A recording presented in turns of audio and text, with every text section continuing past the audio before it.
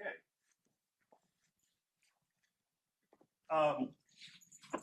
Great. Yeah, we'll start. I promise I would finish by 4. We'll get the online folks squared away too. So we'll have that panel. I'd like to. Hi. I didn't know you were Tom. Great. I could have gotten you a name tag. Okay. Anyway. Here we are. This is really awesome to see you all and to meet many of you for the first time. I know there's the old saying from the sage about what a pleasure it is when old friends come from afar. But there's also one, there must be one somewhere, about new friends and new people you get to meet for the first time. So I'm very happy about that. And what I'll do now is I have a few welcome remarks and thanks to make. And I'll just go over a little bit of groundwork, I think, conceptually for the conference, or at least how I understand it. Okay. So then I'll just begin.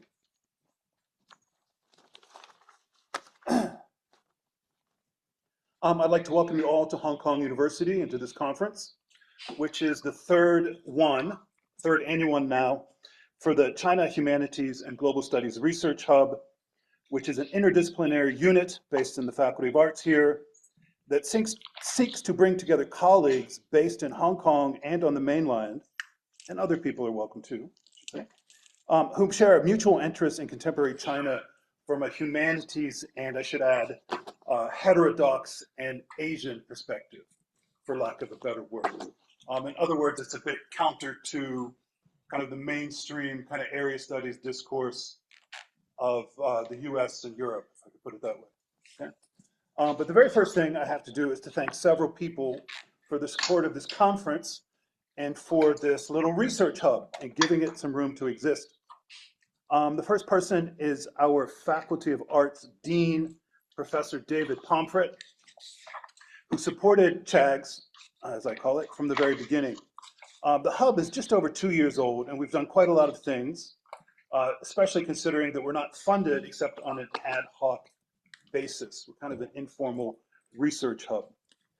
I should add, actually, one of the new things that we're doing, we just fixed this year, is there will be a book series, kind of co-sponsored by the hub here with Paul Greg Macmillan, and the series is not up online yet, almost. And it will have the title also After the Rise of China, the title of our conference. And yeah, so I would encourage you all to check it out and submit manuscripts. We could talk about that later, anytime you wish. I'll be one of the editors, and there'll be at least 2 more people who are on their way. Professor Barry Sautman and Professor Yang Hairong will be doing it with me. Excuse me, not Barry, although Barry's welcome. Professor Gao Mo from Australia, who some of you may know as well. Okay. So anyway, that's another one of the little things we'll be doing. And we could talk about that more later too, perhaps with the conference volume and such going forward. Okay. So financial support for the hub and its activity has come from, in this case, faculty conference grants and matching funds, and also from my own home department of comparative literature, and specifically from its master's program in literary and cultural studies. So I owe huge thanks to my department colleagues, particularly Professors Winnie Yi, as well as Nicole Huang, and others in Comp Lit. Wu Xindu, thank you for your amazing work. You've already witnessed how well she's done pulling together this conference. She's our RA for the hub. So huge thanks to her. Thank you so much. She's also a former master's student from Professor Tim Summers, who's over there. So thank you. Also for your participation and for bringing us to Xindu. Yes, and finally on the thank yous, Professor Zhiguang, who will be zooming in to give his talk from Shanghai shortly, because I'd done a summer school and had been at a conference with him before, and he helped me find some of our participants and some other people based in the mainland who would be interested in this kind of topic and project. He's also, when they came down last summer, there was black rain. So if we had gotten rained out again, you would have known who to blame. Friends right Okay, I also want to give a little bit more backstory to this hub as I go forward. So I'm getting my stopwatch here. Okay. So it was just, I think, February 2024, and I approached the dean, Professor Pomfret, at the time, with the idea for a research hub on contemporary China from a global humanities perspective. And right off the bat, I should say that humanities, the way I understand it and what we're trying to do with the hub, should be understood not simply as about texts, art appreciation, aesthetics, creativity, truth, beauty, all those things, all of which is important in its own right. But we mean humanities in a somewhat broader sense, kind of old-fashioned Enlightenment sense of textual, interpretive, or reason-based analysis and criticism, and especially the fact or the act even of interpretation and the politics of interpretation. So humanities teaches us that facts do not speak for themselves, but are first of all the result of interpretations. And knowledge of the human social world can never be objective and does not need to be powerful and important. So humanities is not just about texts or objects, but also history, thought, values, and meaning. It is about human practice and ideas, and this includes political economy, for example, as well as qualitative sociology. And finally on that, I would note that the other way that I think humanities matters and how we should understand humanities is that the humanities, or at least the humanist intellectual, more than just a mere scholar, needs to be able to write and think in a general mode. We engage the concrete, the archived data, the empirical, and derived facts, but ultimately in the pursuit of a more generalized and generalizable knowledge that matters. Okay. So that's why we're this humanities hub. Now, it might seem odd that our group, Faculty of Arts, didn't have a single or kind of broad and interdisciplinary research hub on the present or recent past. I'd argue that every major university, and certainly every major Hong Kong university in the humanities I'm talking, should have a center or unit or something that examines the rise of China and its meaning and the positions one could take around it, what the present and future are in light of this rise and in light of the relative decline of the US West, and so on. But the twist here with the creation of this hub was and is that I wanted to create a hub that would capitalize on a new moment in the history of Hong Kong and of the university, and really of China and the rest of the world. By this I mean the reopening after COVID, but also the rebooting of the city, and to an extent of this university, after the national security law and the political and legal changes to the SAR government. And moreover, the opening of a new era then in Hong Kong. It was already obvious then, in 2024, that Hong Kong had begun what is euphemistically called a second handover for Hong Kong and the mainland together, as the SAR integrates with China more consciously and rationally and deliberately, and hopefully better than before. The second handover, I should add, is also a direct result, an unintended but real one, and consequence of those protests of 2019 and 20 that went from civil society agitation and the kind of almost traditional Hong Kong mode of a kind of liberal or almost like neoliberal kind of movement for something, or opposition movement. But it went from that particular year in summer into really, in my account, and I do have a book on this, by the way, I won't talk about it here, except for the fact that it's called After Autonomy, and there's a Chinese edition coming out this summer. So anyway, what it turned into was a full-blown xenophobic riot that threatened the collapse of the SAR through provocation of the mainland and through an attempted solicitation of United States President Donald Trump and so on, right? In short, and without dwelling on the history of this university, HKU, which by the way, really is a good and exceptional university.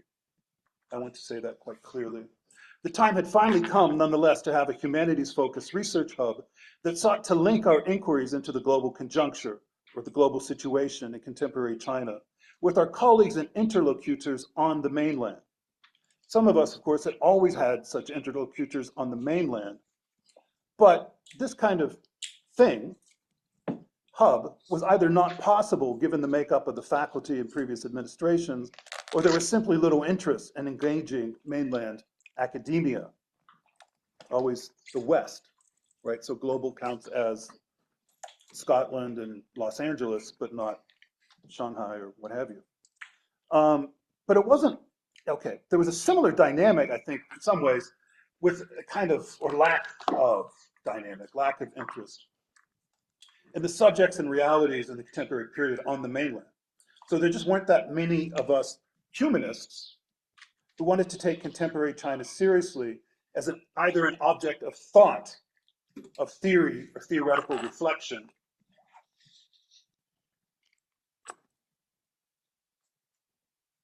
or something that must be accounted for from a global perspective and in its global impact and consequences.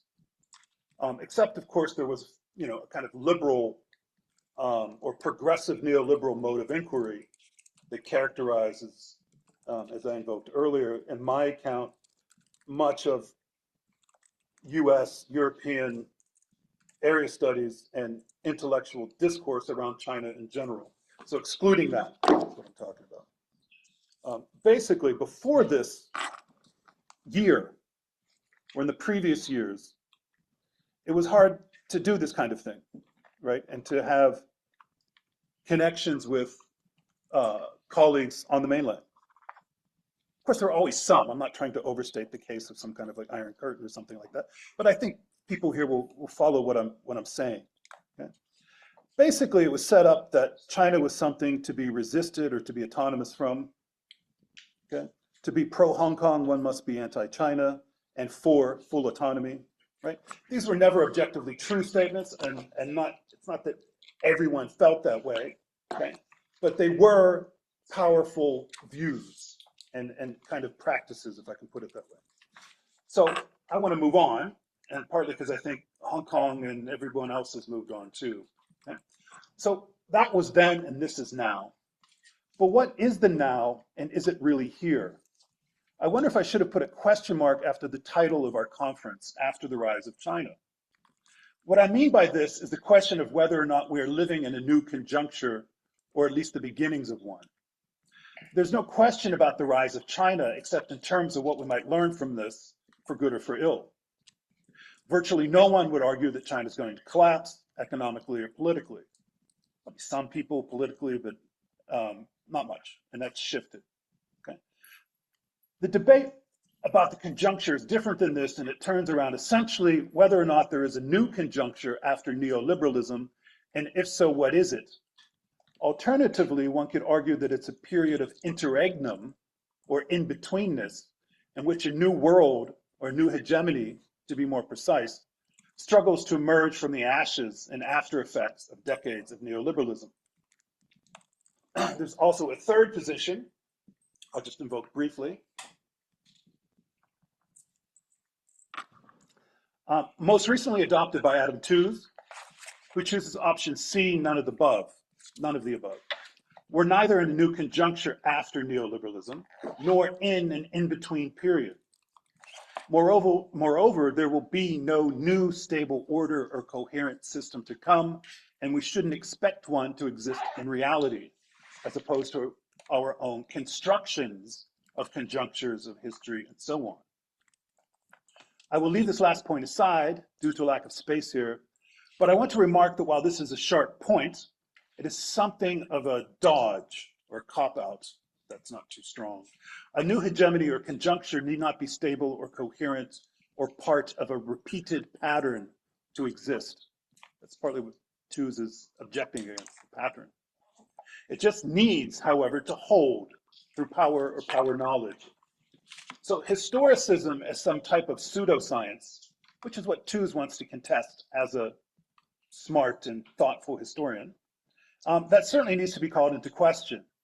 But if history is reduced to just one damn thing after another, then this is an equivalent problem. Put another way, I do not think we should or even can avoid the question and problem of transition globally, from neoliberalism to something else. For the West and for China, what's its transition from 30 years ago, from 100 years ago? Not 100, that's too far. All right. From the initial post-Mao period. Where are we going and where have we been? So before I turn this over to the next panel and to the conference proper, I want to put on the table the famous quote from Gramsci that you've seen before, because it was on the call for papers and it's everywhere.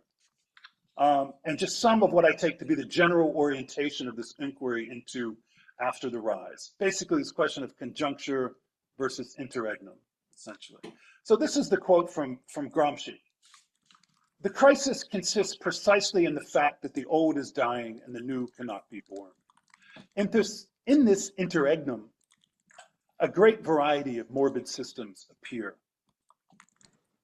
Now, I could parse this a little bit more, maybe I'll come back to it. You might have seen this in a different translation that's been popularized by Slavoj Žižek, where he takes that line from Gramsci and says, translates it as the old world is dying and the new world struggles to be born. Now is the time of monsters. It's nice because it has monsters and it sounds like, television or movie or something like that. I won't dwell on that now, but I think actually Gramsci's less poetic one is more useful. Partly would turn on how we understand morbid in English versus Italian and stuff like that. But anyway, you often see, in any case, Gramsci's quote invoked, used in reference to Trumpism or global Trumpism and to an alleged global rise of illiberalism and authoritarianism that often lumps in China and Xi Jinping into this, with Trump, with Orban, the former leader of Hungary, and so on. As I've argued elsewhere, illiberalism is all about liberalism and its own identity crisis and insecurity. It's what liberals and liberal regimes and polities call regimes or people they don't like, because they are not liberal. You could substitute authoritarian within this as well, right? So I will just dismiss this here. I tried to address it to some extent in my second book, which was called Illiberal China. But we're not in an illiberal conjuncture or new authoritarian order. Authoritarianism never went away to begin with, and I think that the Chinese state is far from being exceptionally authoritarian. Okay, so Gramsci's contribution in this quote is to define a conjuncture as defined by crisis, not stability. The crisis is a crisis of hegemony. It is framed in a dialectical way having to do with dominant, residual, emergent forces that have yet to play out. That's what an interregnum is, an in-between period of uncertainty. There's actually also a crisis, a conjunctural crisis. So conjuncture and interregnum are not mutually exclusive. And that's what we're saying because when you look at this literature and how people talk about it, it's thought to be mutually exclusive. You have a conjuncture, there's this in-between period, and then you have a new conjuncture, something like that. Okay. It may help here to define conjuncture with Stuart Hall, sorry, I'm repeating something here, as an outcome of political, economic, state level, and cultural or sociological processes. It is also a temporal phenomenon. It refers us to a specific historical period, a moment or break that has likewise been achieved, aka made by certain actors and embodied forces. Skip ahead. Interregnum refers us instead to an ambiguous period and a time of crisis. The other great usefulness of the term, for our purposes, for me, is that it's not just a crisis, but a felt sense of a crisis, an awareness or a perception of a new era in the making, or perhaps already arrived in some vague yet palpable sense. This is what Hall and others many years ago referred to the new times of Thatcherite Britain, and it could be maybe the first decades of neoliberalism as well, right? So our new times are not theirs, but I think there is a widely, globally felt sense of a new world underneath our feet, for good or for ill. We live in interesting times.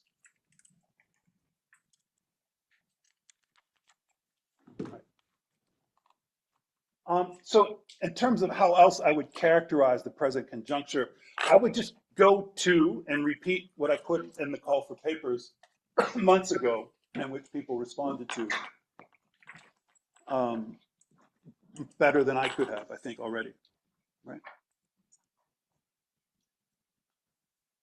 Whether conceived as interregnum or as a new conjuncture, these are new times. This conference seeks to better understand them. We live after the rise of the PRC and during the relative decline of the US West and its normative powers. What comes next is uncertain, but a return to the past is impossible. How to understand, theoretically and concretely, this new period? A period in which the PRC is absolutely central and yet cannot, and moreover does not wish to constitute a new centrifugal force at the center of the world. A period in which we lack a ready-to-hand language to describe the conjuncture, capitalism versus socialism, authoritarianism versus freedom, so on, and do not need the arthritic jargonizing of bad cultural studies or 1960s French-American theory.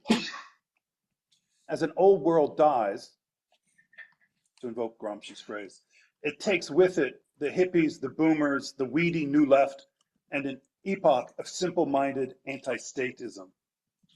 Likewise for the Occidentalist fever dreams of the global 80s in China, Hong Kong, and elsewhere. Ours is a period in context further defined by an increasing multipolarity vis-a-vis the global South, the Belt Road, BRICS, ASEAN, as well as the demise of neoliberalism. The shady aftermath of that political economic movement remains. Brexit, global Trumpism, riot, xenophobia, anarchic yet live-stream protests, movements, and riots, conspiracism, tariff and warmongering, xenophobia, and more are part of that aftermath. Neoliberalism exists as a zombie, which, if you remember, is something which has a body but no brain. The point there would be that I think, neoliberal practice still exists, but fewer and fewer people actually believe in it. In that sense, it has no brain and has no new ideas, and no new alternatives have been offered by that kind of liberal or ruling class of the West and much of the developed world. Okay, so all of that helps characterize the present, but so does China.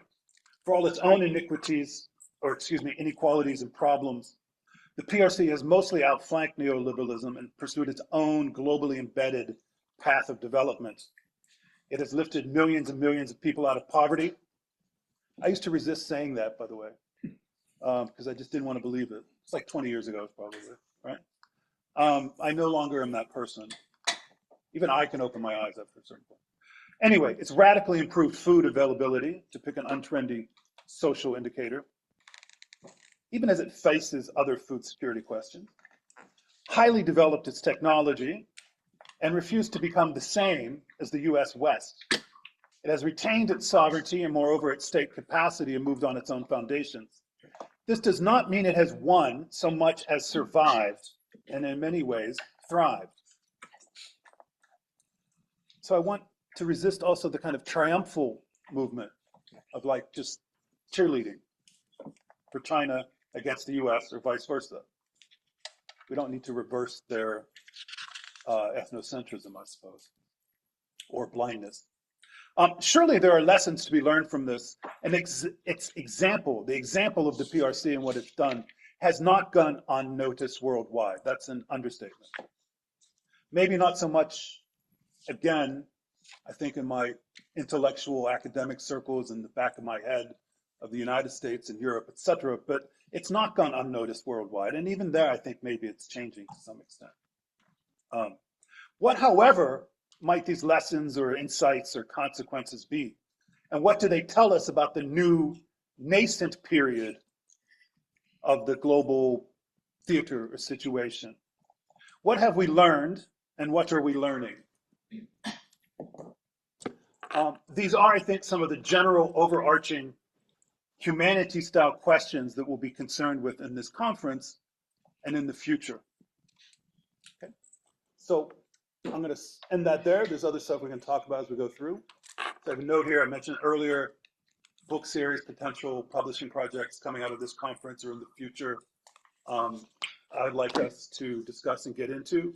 At this point in my career, it's very much time for me to help give back a little bit, if I could put it that way.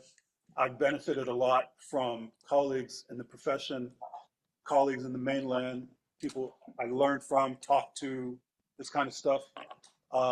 It's been great. So I'd like to be able to pay that back a little bit with young people now and in the future and stuff like that. So yeah, that's where we are. So thank you again for coming here. We will now, I guess we have about 10 minutes till the next panel. Is it 4? I got 2 minutes. If you have questions, I guess you can let one fly right now, but otherwise we'll just do it in between things, yeah, because we have a proper panel coming up. So thank you very much. And thanks for being here. All right, great. Cool. Yeah.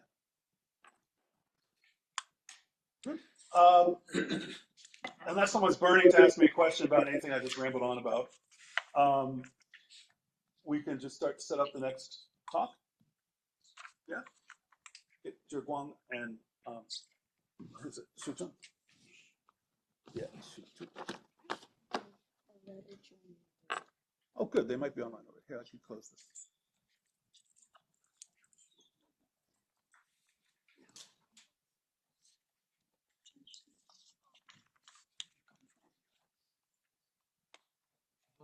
Yeah, I think a family trip to. Oh, you all should have a copy of the program to follow along with it. A couple other things to add as we go through and wait. When you do ask questions, make sure you hit the little blue light button so it can be recorded, and just also so everybody else can hear you. Yeah. And yeah, we have coffee, tea, water, snacks. Please help yourself. Oh, great. Hello.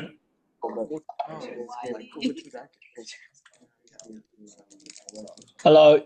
Am I audible? Yes, yes, Zhiguang, I can hear you very well. Hi.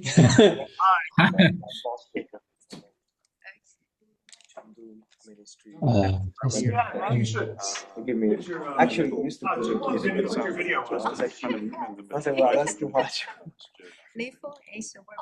I'm friends here. I said, no, it's too much. Like, change the place. But I am not when I think I'm not a presenter. Oh. I just happen to be. so in Cantonese, we say, like, Yeah, we're supposed to start at 4:00. Yeah, we have like 10, 15 minutes. they're very much into like close interaction stuff. Those people are basically Chester. US? You guess. Yes. Yes. But they want to visit them, but I can't. Oh, I can. Do I have are they sometimes vibrant place. European countries? Yes. Yeah. But which one you know? Well, that's okay. Southern US, bad. Nothing Oh. The best country in Southern. It's not for other places. What is it? UK. Yeah, no. Yeah, Manchester is Manchester. That's very bad. Okay, Italy. I'm sorry. Italy. In Hong Kong, how about you? Which part of which city? I've only been to the mainland as I was born in Guangzhou. So I went back. Not went back. I went basically to the mainland with my parents when I was a kid. Because my husband was is completely different. Yeah, absolutely. Yeah, no, don't worry. Figure out the bank system and the WeChat. Right. Yes, I'm quite familiar. Did you visit? I've stayed I never Okay. liked And last year, Which university were you? Alice. Alice. Yeah, I was Yeah, the the annual conference. Yeah, so you seem to focus I'm from media and but I specialize Actually, in part of my research, I've tried to, but I use very technical in your field, but I use a little bit like a Gramscian approach to understand the communication, for example, on about China and from China, you know, or international Funny thing is relations that with when I China. was in China,我啲老餅嚟講係少少。Academic, 而家就講 mainly you don't see governmental my mannerism. but also 都講係啦，即係我 getting the on more, let's say, Okay, yeah, like, interesting. yeah, like Right. 貓嚟，咁你幾時翻？ but yeah, yeah. 我下個月 If I sit for too long, I get not going to be so young. So Organize move my the school. 係啊， Oh, like that's me. I'll get more coffee. That's a good 我做嘅Chinese. 傾過一次偈。我話你好啲 of the school of journalism. Okay, okay. He's that's good. already the dean. You get there, don't worry. No, I'm not. 你啱啱3年， You don't want to be. 係啊，我真係 enjoy。我知道當你係 Let me just focus on my research. Would you like some coffee? Yeah, I got I a would like to weird ask thing. some. Yeah, I was actually gonna grab a coffee too. Let's go. 所以你嗰個職位係代替你出面係啦，我同埋 Emily Vukovich 兩個人。咁你會留喺？我會係可能到10年咁樣，我喺美國咁樣，咁跟住之後再選 play 第二嘢。你會唔會係 喺玩一場，係咪 Boston 咧？嗱，我就因為 AS 太大，我中意去啲細啲。誒，你會唔會去 AS？ 好似係 Madison， 有啲似比較 Asian Studies、Asian American。係啊。喂，你有冇用？定兩個都係？我兩個都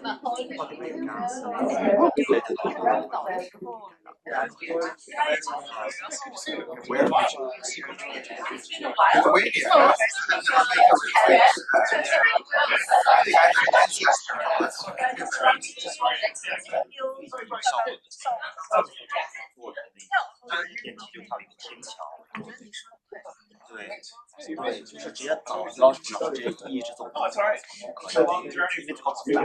你像他这个下面这个位置，就是在它几个度，它就到这个楼。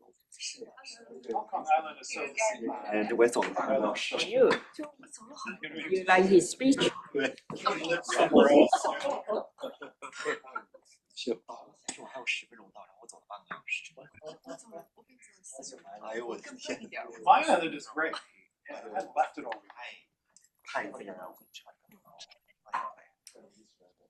Yeah, the weather was like that too. Extra challenge. 你數有的，你說完的。你 Gym is great. I only wish I could go 然 more 後上我還聽不懂。 between the recovery and times.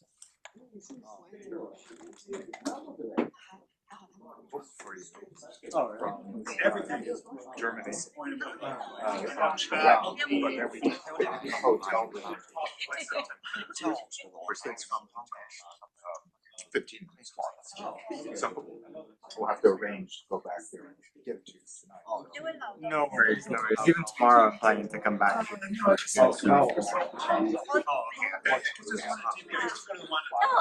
所以他会 defend 到中美啊狗语。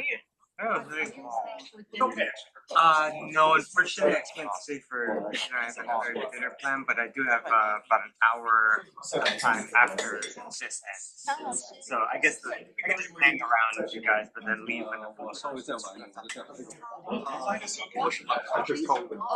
Yeah. That's okay. That's the thing all the time. Amazingly, I've got an umbrella. Okay, no rush. I'm sure I'm fine to go.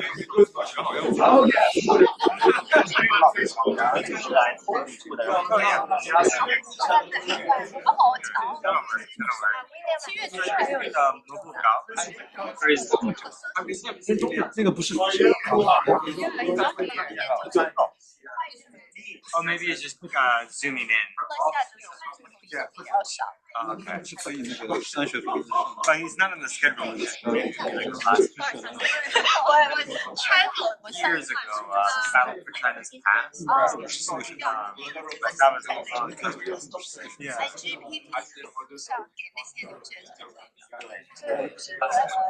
I wonder, I'm curious what do you think today?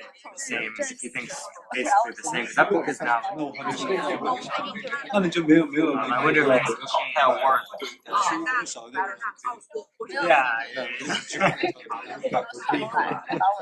At least given how many people I saw in Chaoshan when I went there, it seems like the battle might have shifted over to the other side of it. I mean, it was packed. Yeah,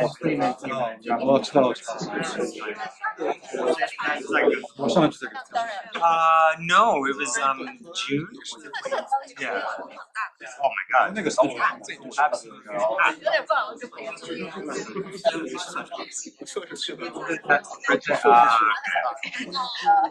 I was thinking like, wow, this is like a IRL dating app. Like, just hang out. Recently, Tsinghua was hiring more people to get That's the opposite. 今天有个这个财在下面这个会场，刚才有个 You're very familiar with Hong Kong, sure, yeah. Who was the British?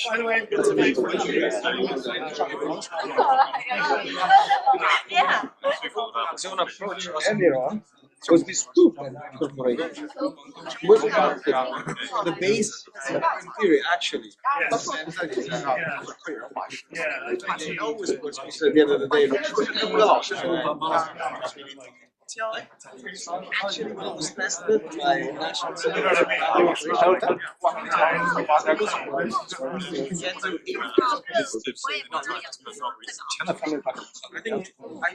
I think it is.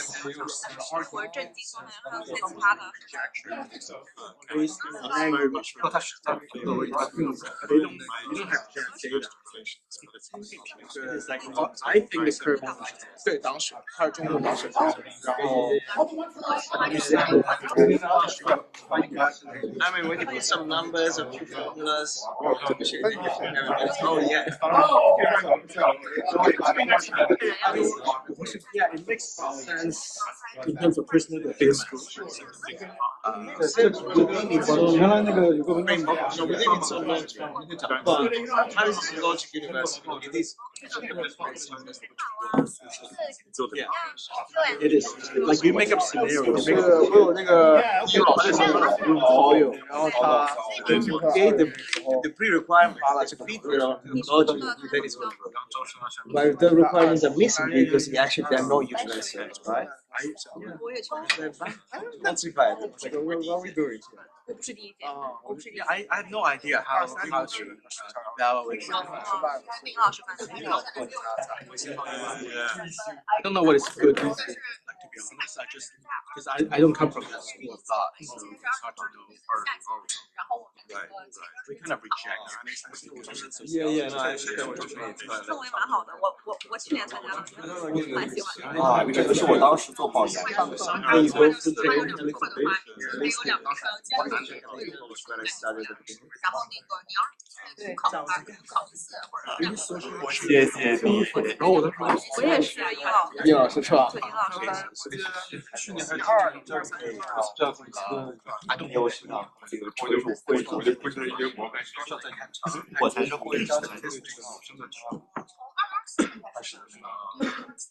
So where do you come from? 你是老师还是？ I'm from Vukovich, but I studied in UK. 你是国？ Then I did 6 months in Waseda University.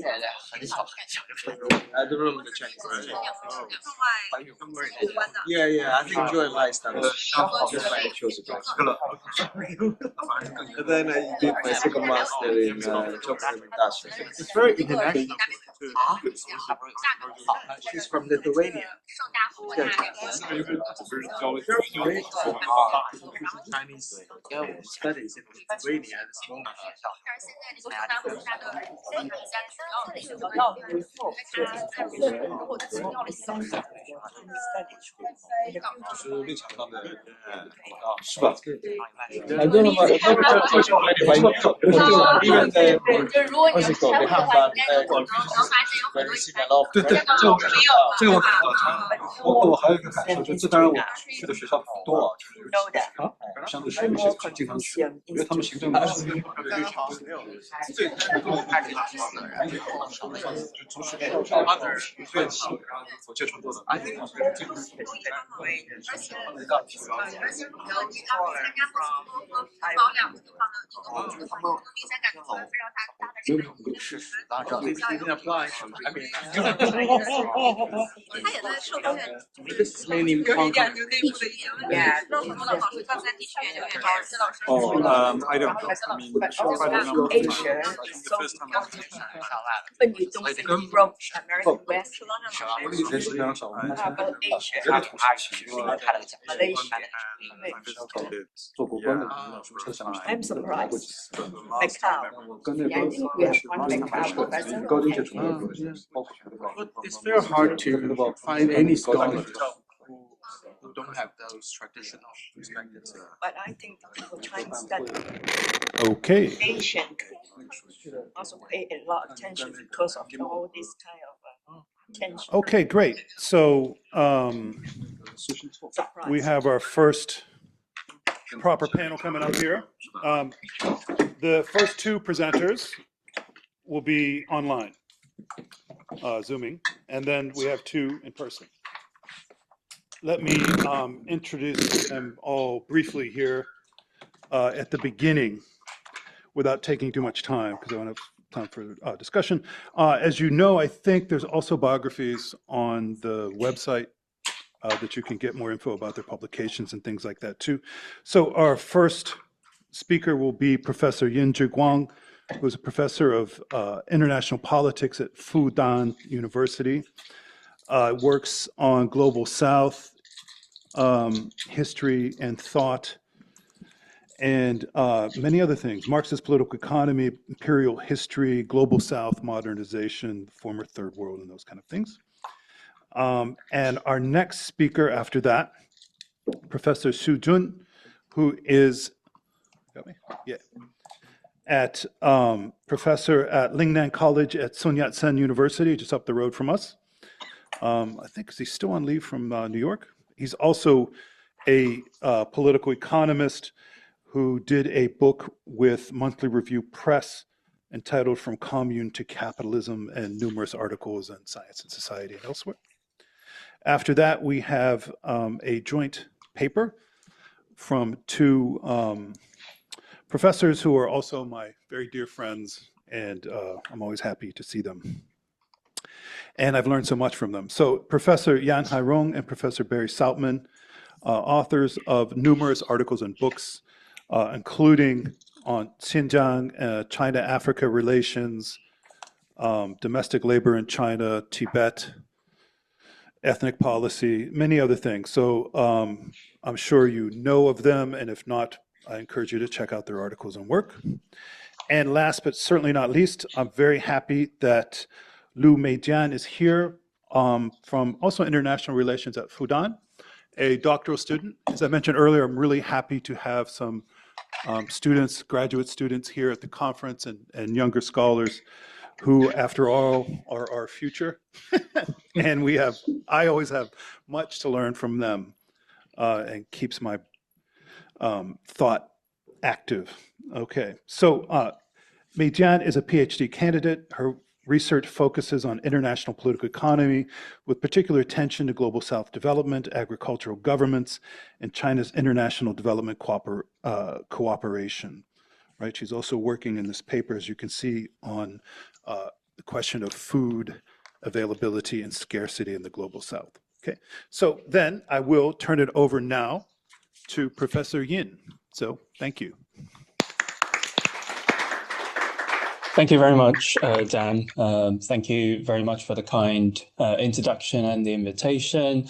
I'm really sorry I couldn't be here physically, largely because I've just been a bit lazy. There's too much travel. Sorry about that, but hopefully in the future we could meet.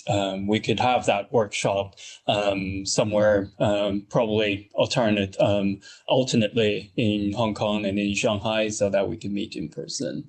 Anyhow, today my presentation titled "The World as We Want It" is a recent sort of experiment, a methodological experiment of a continuous ontological endeavor.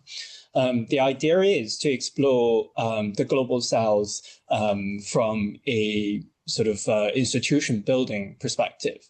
Now, the context for this research is similar to all the contexts that my previous articles and research has been focusing on. Is the combined but uneven development of the world. The world marked, as we continuously argue, the Global South is the condition created because of the inequality of the existing capitalist world market. But the discussion of the inequality or the Global South condition has been largely focusing on the economic front. So what we try here is to look at the Global South as a sort of a de-dependency development from a political side. Now, initially, as we can recognize, the capitalist worldview is predominantly seeing this world as a domination of resources, as we argue.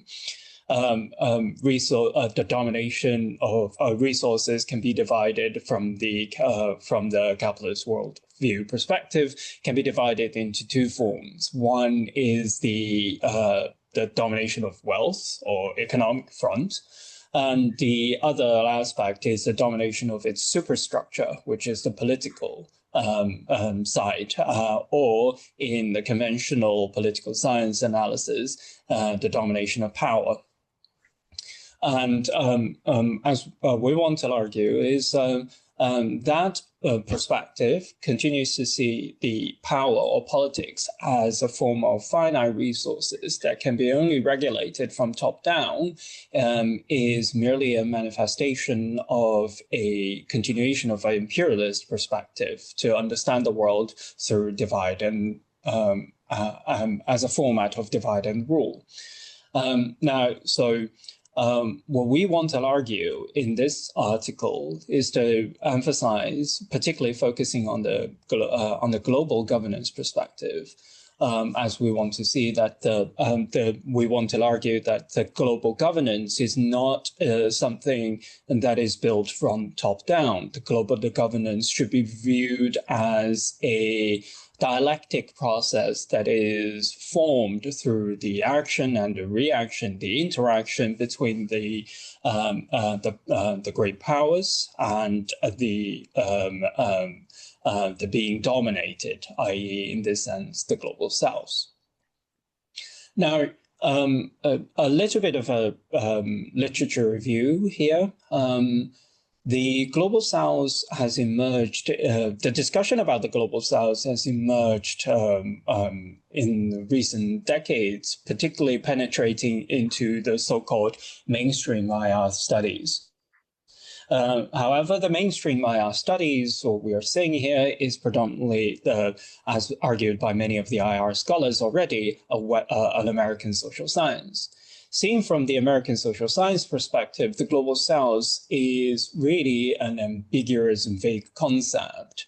The main criticism is to say that the global south is lack of consistency. The global south is not a valid analytical unit. There is no coherence within, and henceforth we cannot use the global south as an analytic as a single actor to understand its contribution to the world order making. And there are the existing studies have sort of tried to substantiate this particular understanding of a global south as a dysfunctional, desegregated, incapable sort of a mess of entities. It suggests that they have no capacity, they don't act in coordination, and henceforth the global south shouldn't really be seen as an international actor that can have that bears any significance to the making of the world order.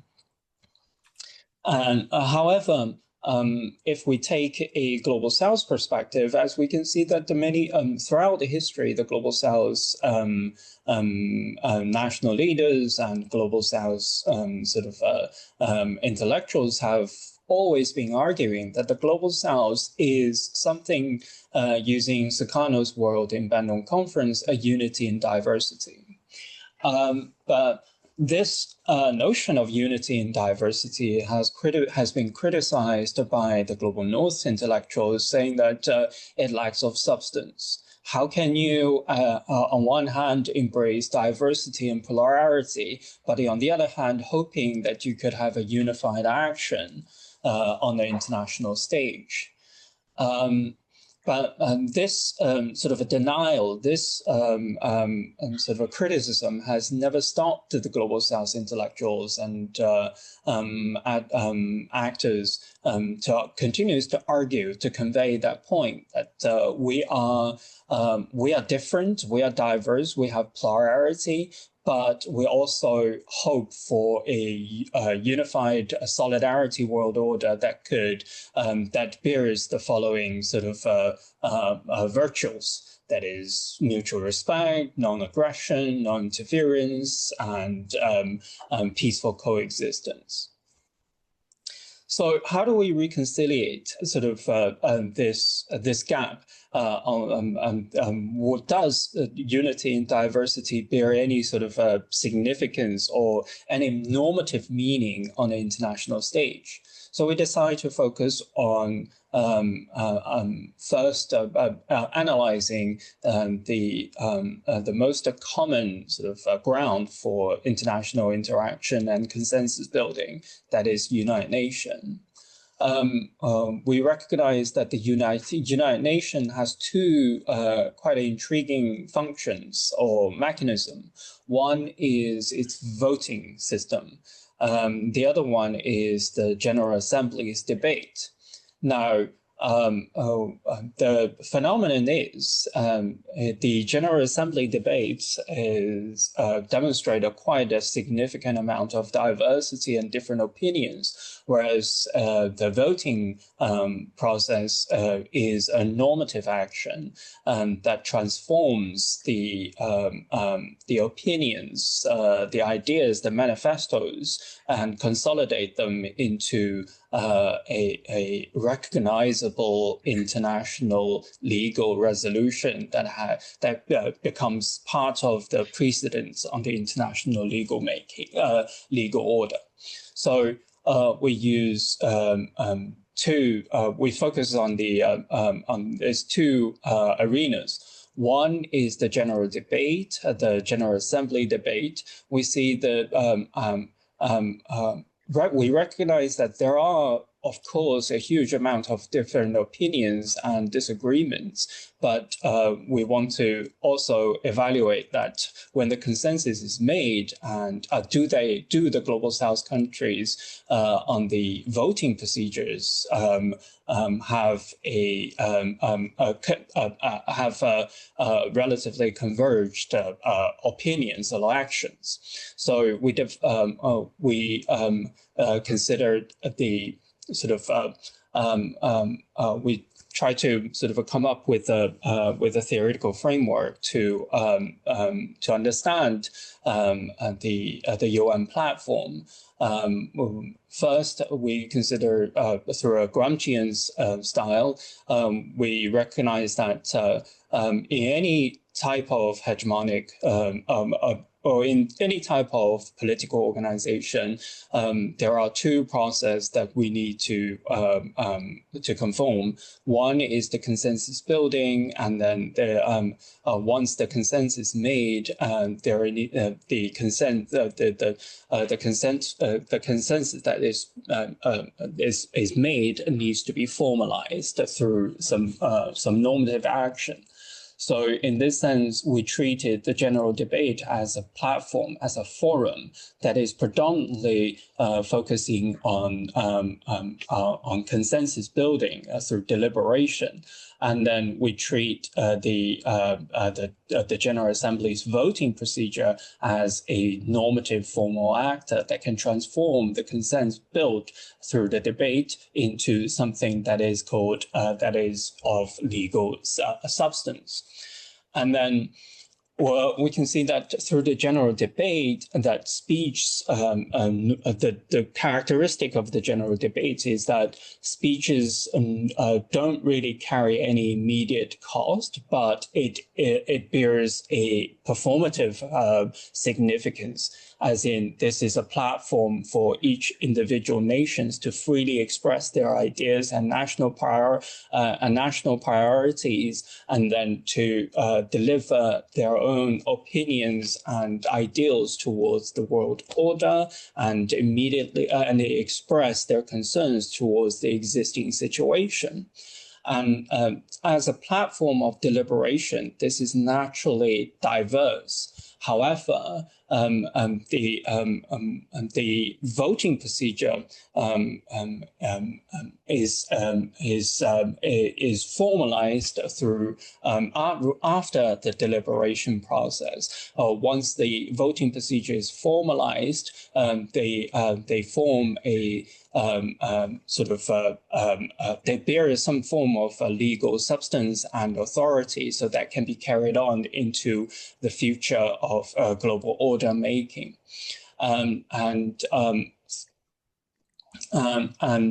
Through the discursive analysis of what the Global South countries are saying on the General Assembly, we sort of recognize that the Global South countries, it's a bit of there you go. The Global South countries, through their debates and manifestations over the years, demonstrate the 10 significant issues that they're largely concerning about. And we do recognize that despite the divergence and different opinions, these 10 issues converged throughout the years and consolidated as the most significant consensus that the Global South countries are commonly concerning about. And we also recognize that these issues, including sort of national questions, economic and developmental issues, regional security, and decolonizations,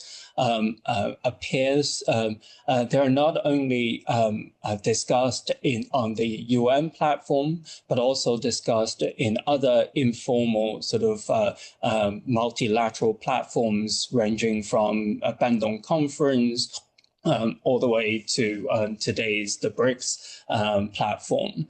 And there is a level of there is a level of consistency throughout the period from 1949 to nowadays. So we recognize that the calling for, or despite the rhetoric divergence, the discussion, the debates, and the deliberation reaches into some form of consensus, and that we call it the least common denominator, the most common things that everyone wants to are concerning about. So this shows that the Global South countries, they do share throughout history, they do share a pretty consistent concerns with regarding the global South, the global ordering, and then they also, based on those least common denominators, they are also trying to formalize these consensus into legal action, into legal precedents through voting process. So you can see that this process transformed the rhetoric into a actionable discourse through sort of through voting, and the voting process. We also do a small analysis of the voting preferences of the Global South countries, focusing on the G77, the Group 77. We can see that despite that they are arguing different things, they are expressing different opinions on the UN General Assembly, but in the end, at the bottom, through voting, the G77 groups, including China, do demonstrate a cohesion through and through. And this cohesions, of course, these cohesions was formed based on the least common denominators, but nevertheless, these least common denominators derived from the deliberation process that is largely happened on the UN General Assembly's debates. And through those through those voting process, the Global South countries act collectively, behaves coherently, and act as a single actor trying to push forward the transformation of the global order. And then we can see that those requests coming from the Global South countries can be categorized in the following sort of three categories. They argue that there needs to be some form of protective tariff so that the Global South countries could develop their own national economy. And then there needs to be a South-South as well as the South-North cooperation to encourage knowledge transfer. And the knowledge transfer specifically focusing on training skilled laborers and scaling up laborers are of concerns, of great concerns of the Global South countries. And these elements all gearing towards the Global South countries, the common concern of moving up the value-added chain. And then it also, in terms of political aspiration, they want to, the Global South countries over the years demonstrate a strong aspiration trying to become less dependent on the cheap credit from the West, as well as become an equal partner on the global order making. So finally, we can see that there is a general sort of summary of the least common denominator and the most commonly seen consensus coming from the Global South, both voting as well as the General Assembly's debate sections. These elements demonstrates the aspiration, the vision from the Global South perspective. This is what the Global South are asking for in terms of the trajectory of the global order making. It needs to be equal and an inclusive development. It also needs to to have true diversity that recognize the equality of all nations, but also forming a single action through multipluralism or multipolar globalization, multilateral globalization.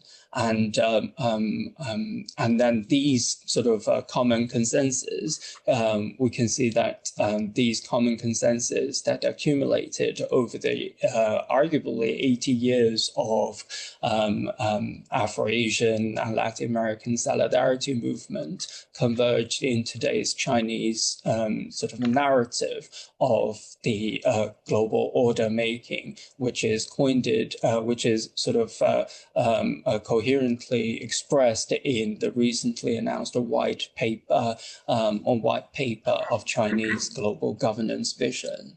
Anyhow, sorry to rush through my presentation. It's a new research. There are quite a lot of elements, and particularly the methodological structures and the materials that we're using to test those hypotheses. I haven't had the opportunity to share, but I'll be very happy to hear comments and suggestions. Thank you very much.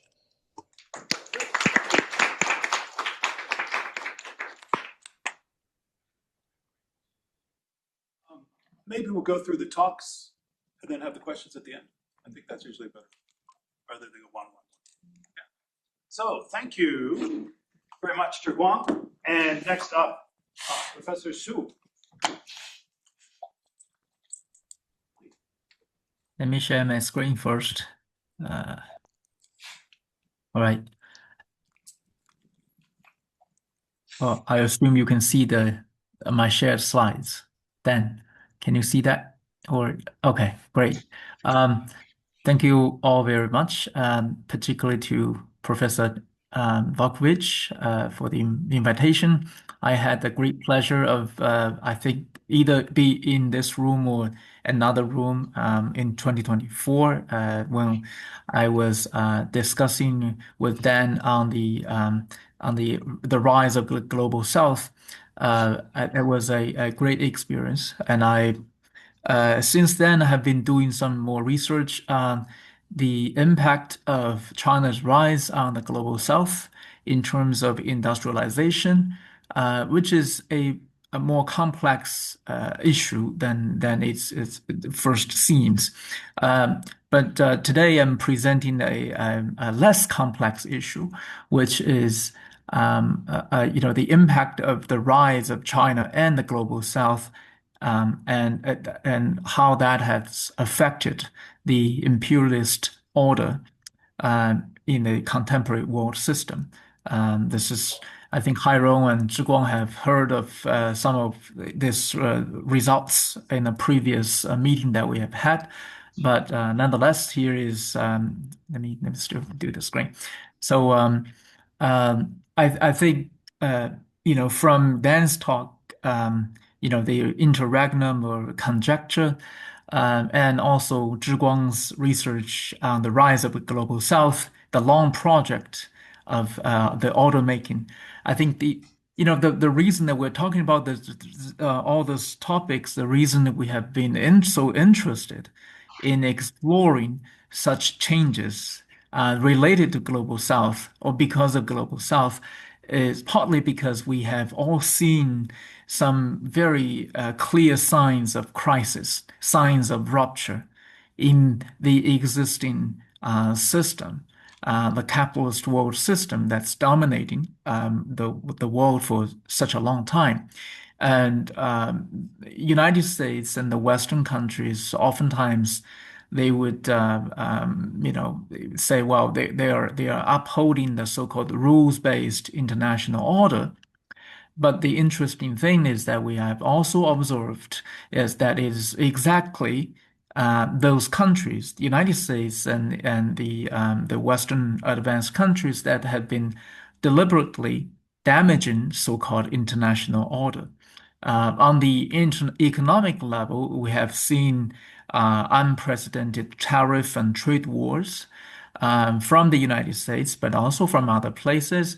There is increasing use of the so-called national security in all kinds of economic negotiations and business transactions, which has not been seen at least in the decades after 1980s. And on the political level, we have also seen so many conflicts and sustained confrontations between Russia and Ukraine slash NATO. And that is still ongoing. There is also ongoing violence and dispossession, genocide against Palestinian people by Israel, and obviously supported by the United States and much of European countries. There's this, U.S. kidnapping of Maduro from Venezuela. There's total blockade of Cuba energy import. And obviously, all of those are a clear violation of any kind of rules-based order. There's also a tension even between the United States and European countries. And recently, there was also this U.S.-Israel invasion of Iran, which is far from being concluded. It's still ongoing. So, in all kinds of ways, we can see that the traditional order that we perceived is being challenged, from every possible way, and particularly from challenged by the West, by the United States. So there are some common views that try to understand what has been going on in this capitalist world system. Many, my liberal friends would oftentimes say, well, it was all because of Trump. It was because of the Republicans. It was because of, some kind of abnormal political leadership that we have seen in the West. So because of that, the U.S. and the West has been on the wrong track, which means that can be corrected. If you elect someone else, then they can move back to a better track. But obviously, we have seen that Biden and Trump, they do not really diverge on a lot of major issues, policy regarding China, regarding the global South. They've been pretty much doing the same thing. The elites are a lot of such consensus of what we're talking about are bipartisan. They receive support from all kinds of elites. Regardless of what the party affiliation could be. And another kind of explanation is that, well, that is what imperialism does. This hegemonic country that would always do this, would abuse other countries, would do all kinds of terrible things.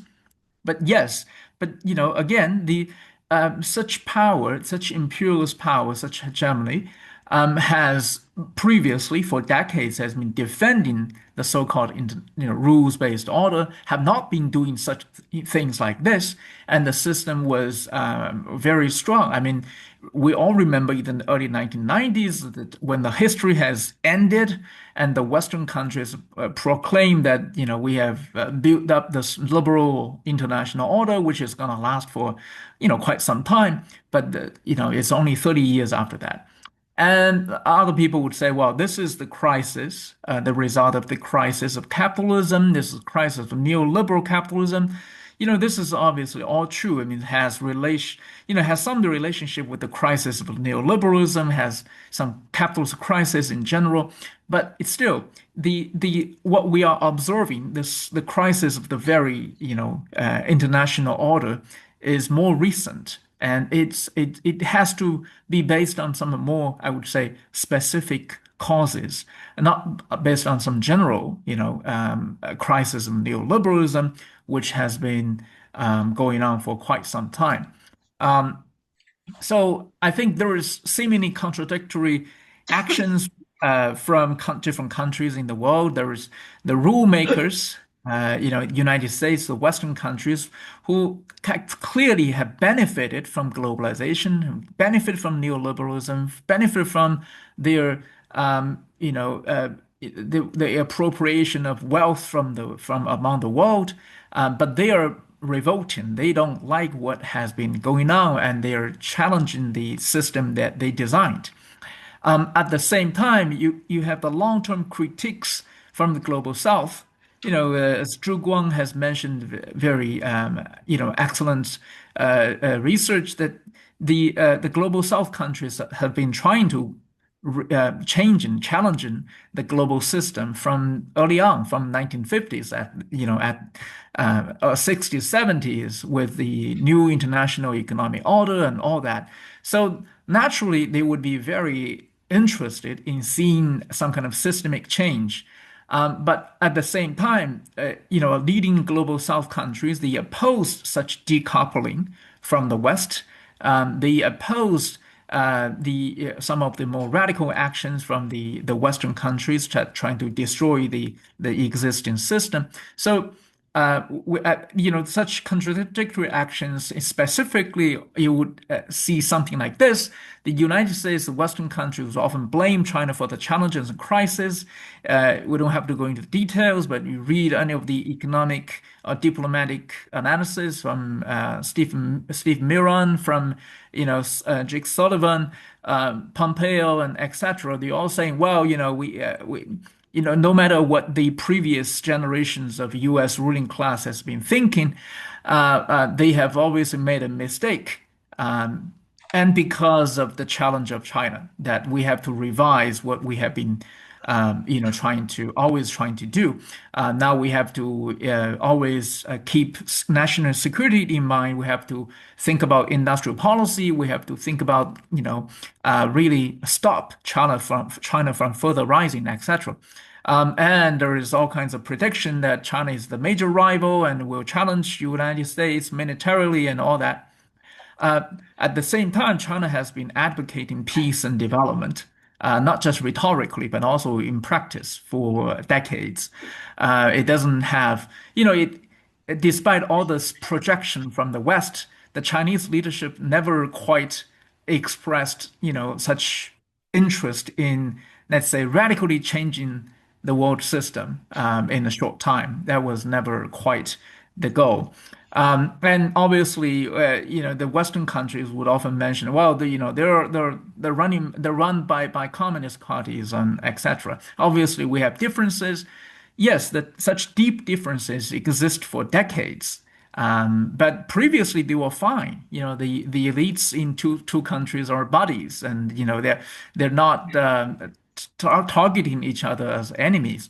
So, but the order didn't enter crisis until about 10 plus years ago. So it's a relatively recent thing. In this way, we have to understand the crisis of the existing order from somewhere else, a different perspective, I'd say, from Lenin's perspective, from typical Marx political economy. Lenin argued that capitalism has become a world system of colonial oppression and of the financial strangulation of the overwhelming majority of the population of the world by a handful of advanced countries. I mean, this is how Lenin perceives imperialism, more than a century ago. It was a domination of a small number of nations over, a large majority of the other population, other nations, other peoples. And the way they do this is, fundamentally, is that they were able to use, coercive or non-coercive means to extract surplus from the other parts of the world. And here we have, the imperialist order or the rule-based international order. It depends on the capacity of the United States and the other Western nations to appropriate and concentrate surplus from the world using all kinds of ways. I mean, there is military ways, there's political ways, and there is economic or financial means of doing this. But ultimately, it has to get a sufficient volume of surplus to sustain all those institutions, all those military means, and all that. And you need money to fund USAID. You need money to fund all those regime change operations, etc. And obviously, and other more peaceful means of doing things.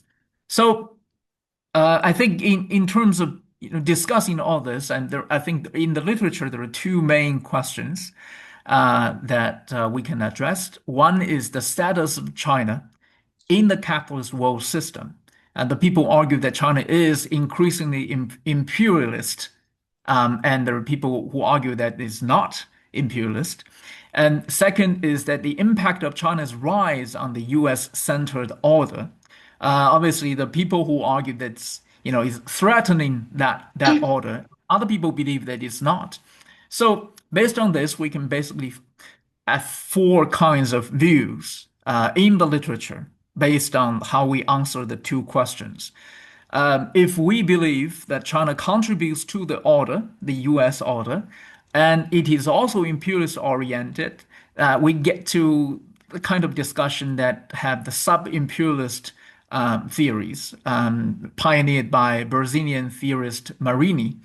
But the Marini's theory was really, was talking about Brazil in the 1960s and 70s. It was based on Rosa Luxemburg's older export-based imperialist theory, which is that Brazil has been exporting a lot of industrial commodities, so it is increasingly imperialist. But clearly, Brazil was not in a position to challenge the United States, so it's kind of a junior partner.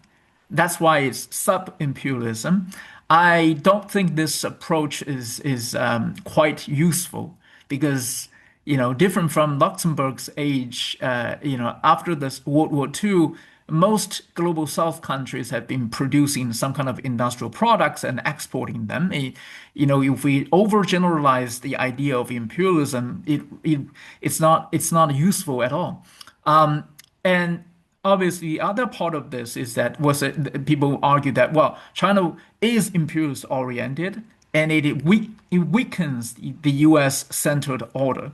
Then we get to the imperial rivalry argument that, this Zhiguang would know this, but most IR scholars, the realist school, they would obviously love this kind of idea. Well, Mearsheimer and all those people that say, well, the U.S. and China are kind of destined for some kind of military conflict, and because one hegemon would replace the other in all kinds of ways, etc. But again, this is this is based on the assumption that China weakens the order and China is imperialist. And we have a third approach in the literature, which argues that China is not imperialist oriented, and China contributes to the US-centered order. For example, China produces and exports so many cheap commodities. It stabilizes the prices in the West, maintains a regular, good profit rate for the U.S. or Western capitalist class. So it helps the U.S.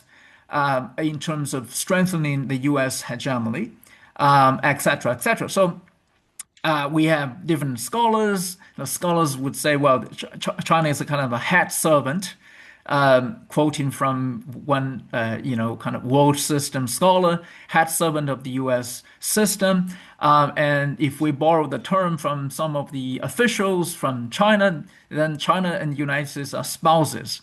That's the kind of typical expression of that idea. But our approach is different. It argues that China is not imperialist oriented, but it weakens the order.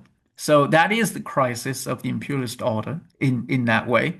In some way, if you read Giovanni Arrighi's work, he was, kind of leaning towards this explanation, although he doesn't really offer I would say, a thorough theoretical analysis or empirical evidence. His argument was based on this Smithian market economy, which I don't quite accept. But anyway, so on the first question, if we look at the typical measures of imperialism, the export of capital, or how much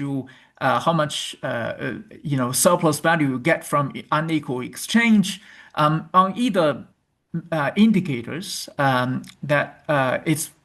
there is no evidence that China has acquired any kind of status of imperialism. The financial outflow of China, if you look at this balance of payments account, it actually fluctuates quite much. It doesn't have a consistent pattern of export, capital export, actually. There's the darker line here.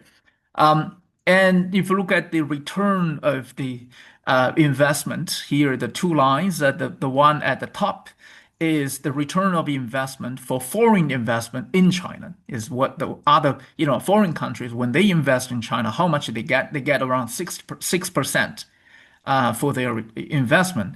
And when China invests abroad, it gets consistently about 3%. So the gap between the two is, substantial and is persistent. It means that China, it doesn't quite get the kind of surplus, the profit that the foreign powers, foreign companies can get from China. I mean, that is far from a sign of an imperialist power that can get some extra rents. If you look at China's capital flow into foreign countries, you can divide them into different income levels. We got lower income, middle income, lower middle, upper middle, and high income. Again, I mean, there is all kinds of fluctuations, and in most cases, China's share of the total inward FDI to those countries have been declining, especially for the lower income countries. And if you look at the percentages of stock, how much, you have the flow. This picture is the flow, what has been going on every year. And here is the stock, it's how much have been accumulated over the years. This is up into 2024. If you compare China and the United States, the typical imperialist economy in the world, this is how much they invest as a share of the stock of foreign investment in all those countries. L is low income, H is high income, and you have lower middle and higher middle in the between. So China, contribute very clearly to low income countries, where the typical imperialist country like United States have been trying to avoid. The reason clearly is that they don't want to invest in low-income countries because of the risk, because of very low return, and because of uncertainty and all that. But China invests in those places, and that is, I think, it's a very distinct pattern from a typical imperialist country. And U.S. invests, increasingly, from lower income to high income. The share of the stock increases, very, very clearly. But in Chinese case, that it invests more in low-income countries, but it invests relatively little in higher middle or high-income countries. I mean, that is a very different kind of dynamic that we are witnessing. We know that the imperialism in Lenin and in Luxembourg's day, they love exporting capital to a certain extent. But though in those days, in colonial era, they can have guaranteed return. Once all those countries got independent, such return, I mean, if you invest in another sovereign nation, that return is never certain. So typically, the developing countries, poor countries, have to struggle to find financing, and China provides that financing. I think that is, you cannot explain this by purely profit motives. It has to be based on all kinds of other political internationalist considerations, etc. Anyway, it is different from typical imperialist pattern. If you look at the other part, that is the labor terms of trade. We based on the methodology based on Min-Chi Lee's work, but this is a more extended one. That basically, if you look at international trade.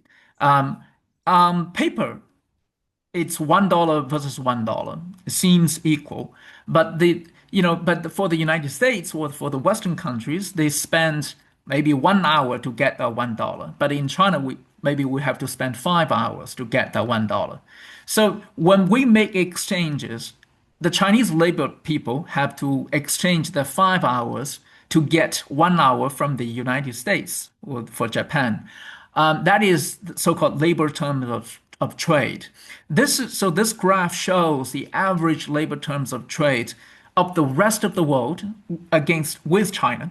So you have some of these places, high-income countries. You can always get 1 unit of Chinese labor using like a fraction of like a 10% or 20%. But China does have an advantage when it trades with low income or lower middle income countries increasingly. And if we put this in a different kind of graph, this is the average labor terms of trade of the world with China and the US and the G7, excluding the US. We see a pattern like this, which means that on the bottom, you have China. China's position in the world system in terms of trade has been clearly upgrading. So it upgrades from near zero, I mean, not zero, like 20% or 10% to about 1.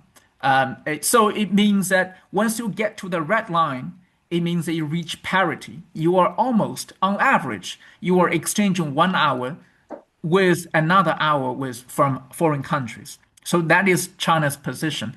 But at the top, you have United States and G7. And they are high above, meaning that their 1 hour can exchange on average 5 or 6 hours from the rest of the world. I think there's a very substantial difference between the two.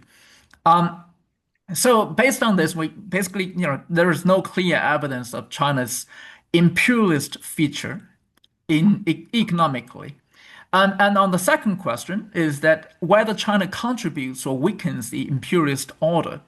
Again, we can, this can be complex, but on using simple terms, from the trade perspective, the imperial tribute in the system is determined by the following 3 indicators: the market value of trade, which means the level of participation in the imperialist trade system, and second, the average labor time differences in unit market value, which, as I said, the $1, it has 5 hours of Chinese labor, but 1 hour of US labor. That's the difference. That's the pricing power of the Western economies.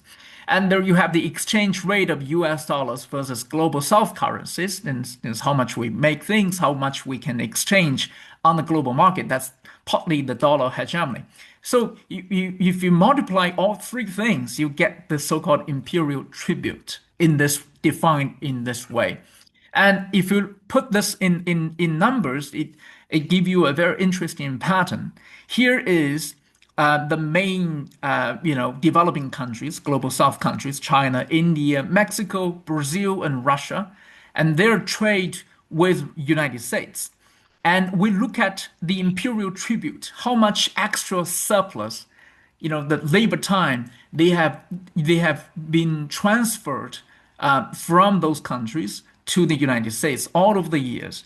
This is in log terms, so it doesn't look that dramatic, but in log terms, it goes up. When it goes up, it's increasing. When it moves down, it's decreasing.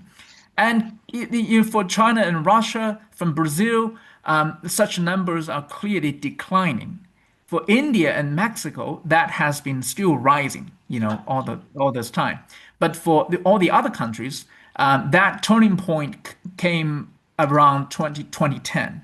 So it has been about 15 years that the surplus from China, Russia, and Brazil have been on the decline to the United States. So if we put everything together, here is the net labor transfer, the surplus they get for the imperialist core countries. You have the United States at the one at the bottom, and you have the G7, excluding the United States, at the top. This is how much they get from trade as the imperial tribute. That you can see a clear decline for the G7 countries, that they have been receiving less and less imperial tribute from their trade with the rest of the world after 2010. And even for the United States, which is managed like a relatively stable level of that transfer, but it stopped increasing rapidly. Unlike before, if you look at the previous numbers that, from the 1990s to 2000s, such numbers, for a time was rising. And such rise enabled the establishment of all the kind of liberal institutions, all this regime change stuff and all that. But now with all the transfer declining, all the previous institutions, imperialist powers, and all those rules, they have to change, or they've been collapsing, which is what we have been witnessing for the past 10 years or so. Because when the material base changes, the superstructure have to adjust. So, I mean, this is I can't go into the very details, but I think it's fair to say that China and Russia's reintegration in the world system, I'm talking about 1980s and early 1990s, once greatly strengthened the imperialist order. You give a lot of free labor to the imperialist powers, and obviously you are contributing to that. But that has been changing over the past 15 years or so. And based on our exercise, I think we can argue that a global South country does not need to rise to a core status, like become another imperialist country or hegemony, to threaten the imperialist order. It can do so by pursuing genuine development, which imperialism cannot tolerate on a considerable scale. You would think about imperialism like the capitalist world system as a body. It just was never able to fully digest, to fully absorb Russia and China into its own system, and it just creates all kinds of troubles. Capitalism is not that powerful in that way, and the rise of China and the global South, I think, based on this, is something, is likely a fundamental element of the crisis of the imperialist order, because it's dilute the imperial tribute, the net labor transfer that United States and the Western countries have been able to get from the world for such a long time. So I think that this is provides one of the ways that we can understand China's rise and how what this current crisis will lead to when China and global South will continue to develop, and that would only suggest that the imperialist order would deepen its crisis, and we would see more radical changes after now. So I'm going to stop here. Thank you very much.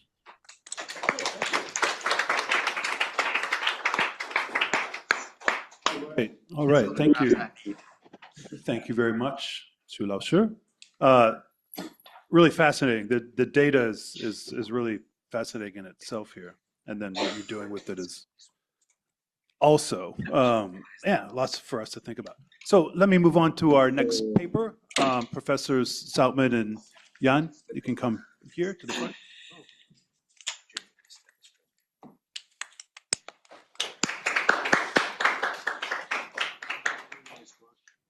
Screen.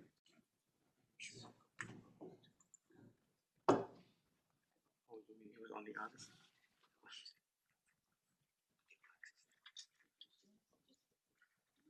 Yeah, come down here.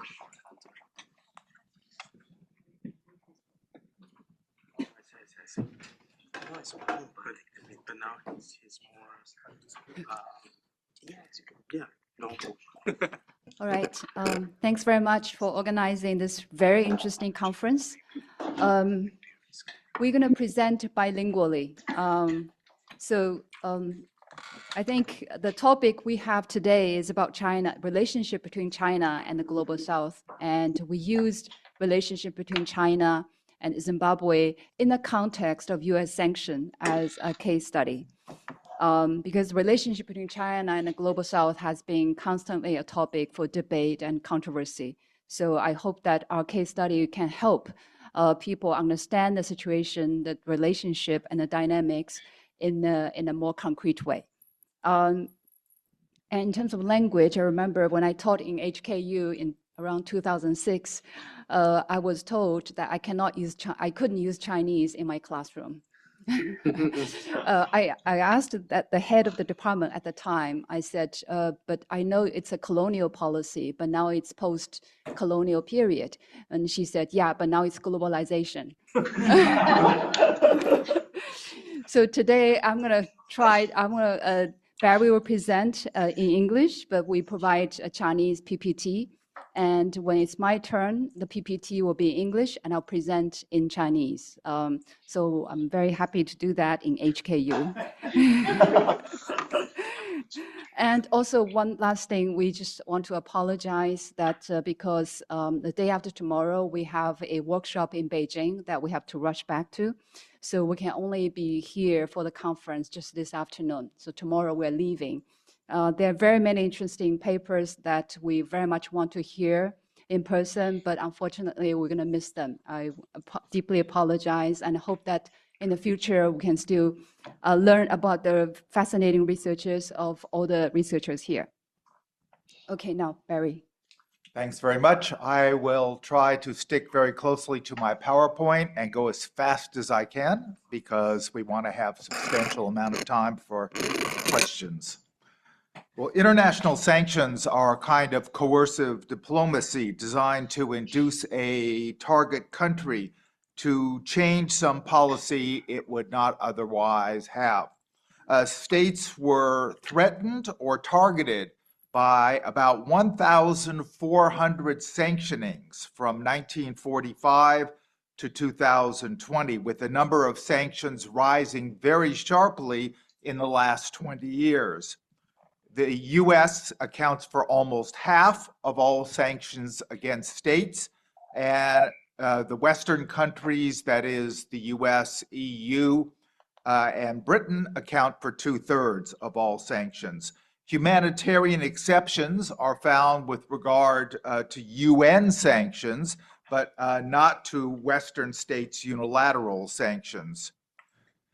In 1997, when the U.S. was sanctioning 5 countries, it was said already to be sanctioning the world, but it now sanctions more than 30 countries, including 60% of all low-income countries. The U.S. also sanctions about 17,000 individuals, firms, and agencies. Sanctions, of course, often worsen the target state's respect for human rights and its people's health and life expectancy, with, of course, poor people hit the hardest by sanctions. U.S. sanctions are most harmful due to the U.S.'s huge economic weight in the world, the dollar's dominance, and the difficulty to evade financial sanctions. The U.S. has an entities list, which also lists about 2,650 sanctioned entities. 27% are Chinese, and 35% are Russian. Sanctions lower domestic consumption and investment, they lower trade, and they lower foreign direct investment. GDP growth rates decline right after sanctions are imposed, and there is no indication of a recovery even after sanctions have been lifted, and this has been carefully studied, of course. Burundi, a country in Central Africa, has a per capita income of only US $200 per year, and 63% of its people are in absolute poverty. It was sanctioned by the US and by the European Union for 7 years, from 2015 to 2022. After that, sanctions were ended. But almost 4 years after sanctions were lifted, Burundi still suffers from, quote, the worst economic crisis in a country not at war. Due to more than 6 decades of sanctions, Cuba, with 11 million people, is said to have lost $164 billion in GDP. Iran's middle class has shrunk by more than a quarter due to sanctions, but poor Iranians are hurt the most.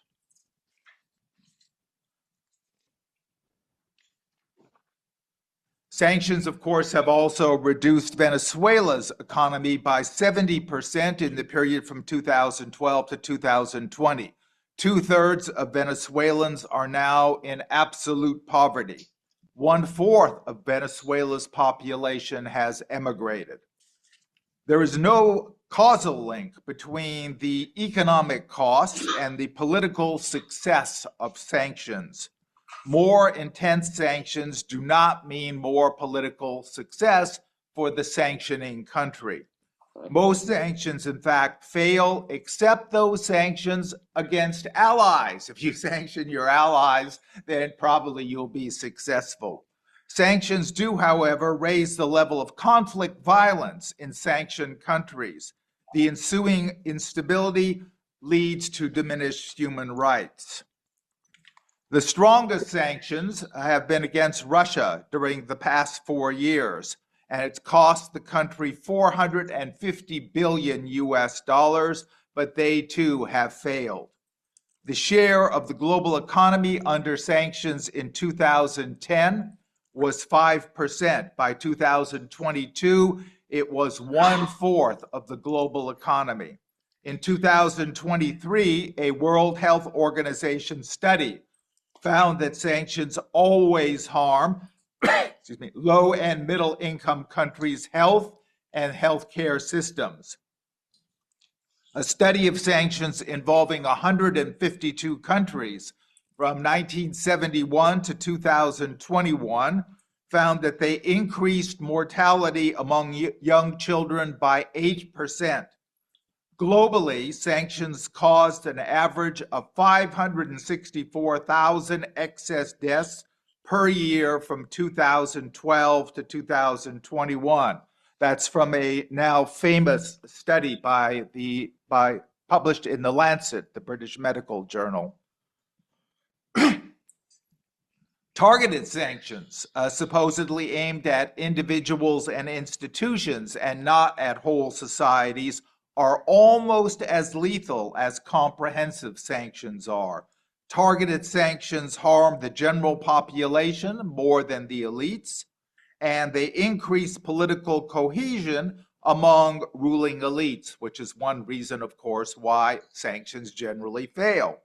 These findings also disconfirm the claim that targeted governments' corruption and mismanagement, and not sanctions dominantly, cause socioeconomic decline and increased mortality. Sanctions are now often seen as a form of warfare, especially against global South states and peoples. Now I'll start to talk a bit about Zimbabwe, which is a place where we have done field work on 3 occasions, most recently about 18 months ago. Zimbabwe, with 16 million people and a nominal per capita income of US $2,200 per year, has had sanctions in place since 2001. It is said to have lost somewhere between 100 billion and 150 billion US dollars through sanctions. But the US regime change effort in Zimbabwe has failed. Sanctions against Zimbabwe are not mainly about misgovernance and corruption, which the US, of course, tolerates and even encourages among its allies. They are mostly about the expropriation, a quarter century ago, of Zimbabwe's settler colonialist white farmers and its defiance of the US since that time. After independence in 1980, Zimbabwe's ruling party, ZANU-PF, tried to regulate an economy which was still largely controlled by settler colonialists. The settlers resisted regulation and taxation. In the 1990s, ZANU-PF turned to neoliberalism, including an International Monetary Fund structural adjustment program, and that devastated social welfare in Zimbabwe. Agriculture was 3/4 of the economy, and 70% of all arable land was owned by about 6,000 white farmers who made use of only 6 to 15% of the land that they owned. Most white farmers refused to sell much land to black farmers or to the state, while the government lacked sufficient funds to buy much land.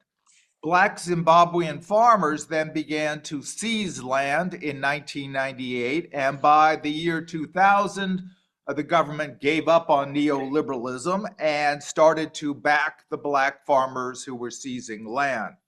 Land reform without compensation, of course, offended U.S. political elites. And that was so even though during the American Revolution, that is the war for independence from Britain, Americans who were still loyal to Britain had their land seized. And later on in the Civil War, the U.S. slaves were freed without compensating the slaveholders.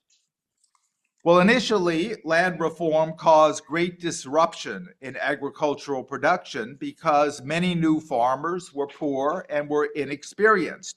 It took about 15 years for farming to recover, but production levels now significantly exceed those during the period of white domination.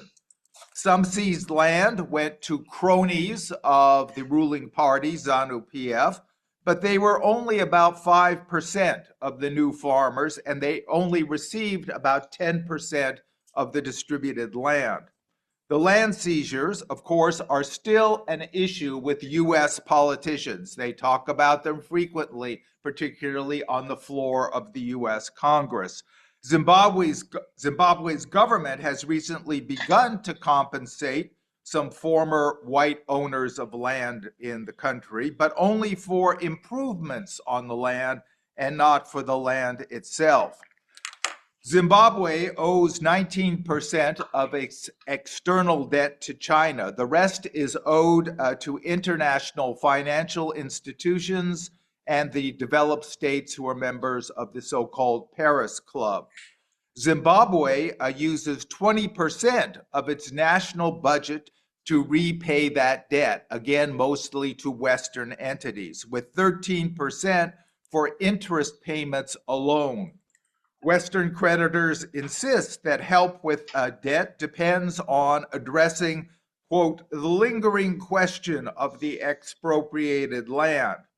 The U.S.'s Zimbabwe Democracy and Economic Recovery Act of 2001, enacted as a direct response to land reform, is still very much in place, and it requires the United States to oppose Zimbabwe getting any new loans from the World Bank, from the International Monetary Fund, and from other international financial institutions. The U.S. Congress may enact a law soon conditioning U.S. support for loans to Zimbabwe on full payment to white farmers within 12 months. After sanctions were imposed in 2001, investment in Zimbabwe and trade dropped to near zero. Manufacturing decreased by 65%, food production fell by 60%, and unemployment rose by 70%. Sanctions still cost Zimbabweans about $1 billion a year through denying local banks access to normal correspondent banks. The U.S. also targets Zimbabwe because of its strong ties with China. Zimbabwe's largest trading partner is China, and its largest investor is China. Zimbabwe's exports enter China tariff-free. It has a $1 billion trade surplus with China. China has a 60% share of Zimbabwe's lithium production and major stakes in platinum and gold. Lithium is, of course, the industry that Zimbabwe most wants to develop. Obviously, lithium is a huge critical mineral, and Zimbabwe wants the complete production process from mining to production of cell phones, electric vehicles, etc., to take place in Zimbabwe. In 2024, Zimbabwe exported $700 million in minerals to China and imported $500 million in machinery and electronics, mostly used for the development of Zimbabwe's industry. China's role features in the debate among Zimbabweans about the effects of sanctions, their relation to debt, and how to mitigate the end of sanctions. After sanctions were, yes, sorry, that's my share, and Hairong will now start to talk.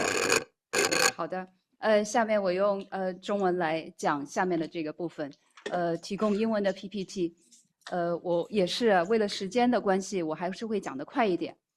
首先呢，我这部分开始讲到津巴布韦国内关于这个制裁，实际上是有争论的。津巴布韦被制裁了将近1/4个世纪之后呢，实际上国内的这个他们的意见非常的分裂，许多执政党，也就是精明盟的支持者，他们将津巴布韦现在面临的主要发展问题归结于制裁，他们认为 it's sanctions, not corruptions。而且呢，他们非常赞赏中国对于津巴布韦发展的支持，但是许多反对党的人士就认为，主要是政府腐败无能，制裁对于津巴布韦的发展并没有多少影响，所以他们的口号是，it's corruptions, not sanctions。所以你看，这个社会被撕裂了，所以他们希望呢与西方而不是跟中国建立更密切的关系。2021年有一个民意调查。津巴布韦的民众支持反对党的比例开始高于执政党，但是随着发展成果的显示呢，有可能这个局面以后会发生变化。2025年，津巴布韦实现了6%的 GDP 增长，农业丰收，然后还有庞大的海外侨民群体汇入他们的汇款。但是无论如何，制裁也好，这个腐败也好，他们是相互强化的，并不是相互割裂的。两者都加剧了受制裁国家的这些问题。实际上，许多制裁治理无能或者腐败严重的国家，并没有受到美国制裁，比如说尼日利亚。还有呢，有些治理或者是治理有效，但是腐败程度比较适中的国家，比如说中国，却受到了严厉的制裁。所以，津巴布韦当前的腐败，它的腐败这个感知指数呢，实际上的确比25年之前要高。但是呢，这个国家长期是由精明盟执政的，那这就表明呢，可能是制裁助长了这个腐败。的确，在很多其他国家的研究也证实，制裁会加剧腐败的程度，而且呢，腐败呢又会反过来恶化治理的水平。是的确，这个更制裁的严厉导致更腐败的这个治理方式，贫困和收入不平等，实际上也与腐败高度相关。因为制裁直接催生了走私、贿赂和暴力的行为。因为这样的话，这个制裁间接的削弱了市场竞争和透明度，而且催生了新的腐败的这个精英阶层。那么腐败这个制裁对经济增长和环境呢都有负面的影响。一个2025年的研究发现，从1996年到2022年，美国对120个国家的制裁加剧了腐败，也增加了这些国家的不稳定的风险。制裁往往恰恰以此为目标，他希望能够加剧被制裁国的不稳定。比如说，美国对伊朗的制裁，就希望它不稳定，然后企图实现更政权的更迭 （regime change）。那全球北方和全球南方国家的学者呢，实际上都认同，制裁已经对社会各个阶层的家庭都造成严重损害，在被制裁国家。因此呢，可以推断，制裁已经伤害到大多数的津巴布韦民众。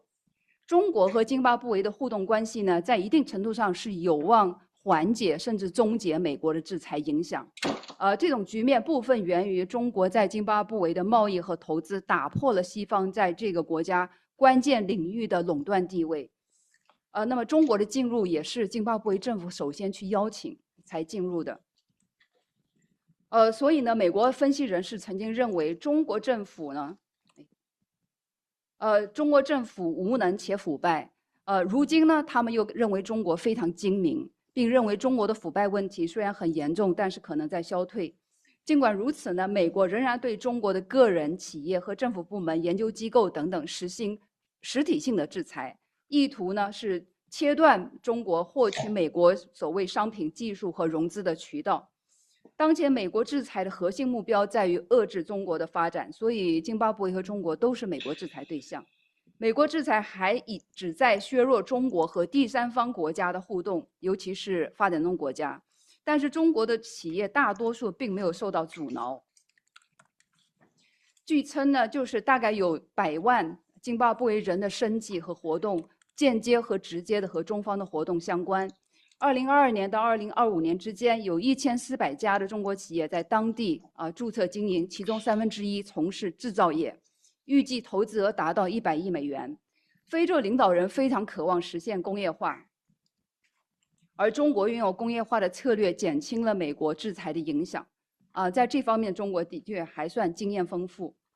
部分中国投资呢，也的确有这样的效果。比如说，这个是非常重要的一个领域，就是大家知道，这个津巴布韦的这个土地改革对津巴布韦的农业这个出口，特别是烟草出口有极大的影响。那么中国的企业在津巴布韦的烟草种植户的合作，大概已经有了20多年。那么其他的中国投资的项目呢，大概从2022年开始，这个涉及到津巴布韦的锂矿加工和钢铁生产。先来讲中国烟草公司的进入，这个大概在2000年，2005年左右，这个中国烟草公司旗下有一个叫天泽，他们率先进入津巴布韦，帮助津巴布韦发展恢复它的烟草种植，因为以前烟草种植都是白人农场主在做，土改之后呢，基本上这个是津巴布韦的黑人小农户或者中等农户获得了土地，那么他们没有资金也没有技术来从事烟草生产，所以呢，津巴布韦当时政府跑到中国，邀请中国政府参与，所以这是中国天泽进入津巴布韦的一个这个 context。那么他们天泽公司呢，主要通过订单农业的方式，通过向农民提供资金和生产资料，主要是种子，比如说和这个农资，那么以此呢换取定价收购它的这个烟草。那么订单种植呢，使得农民获得完善的农业技术推广服务、生产资料和市场渠道。那么签约农户累积的这种效益显著高于非签约农户。实际上，在1920年代，为了增加非洲企业的劳动力，津巴布韦的黑人种植者、烟草种植者被清除，就是被驱逐，致使一直到2000年之前，烟草业几乎完全由白人殖民者掌控。那么2000年之后呢，因为土改，白人这个农场主的退出，烟草的产量急剧下滑，土地从机械化的大农场流向贫穷、缺乏经验、刚刚获得土地的小农户。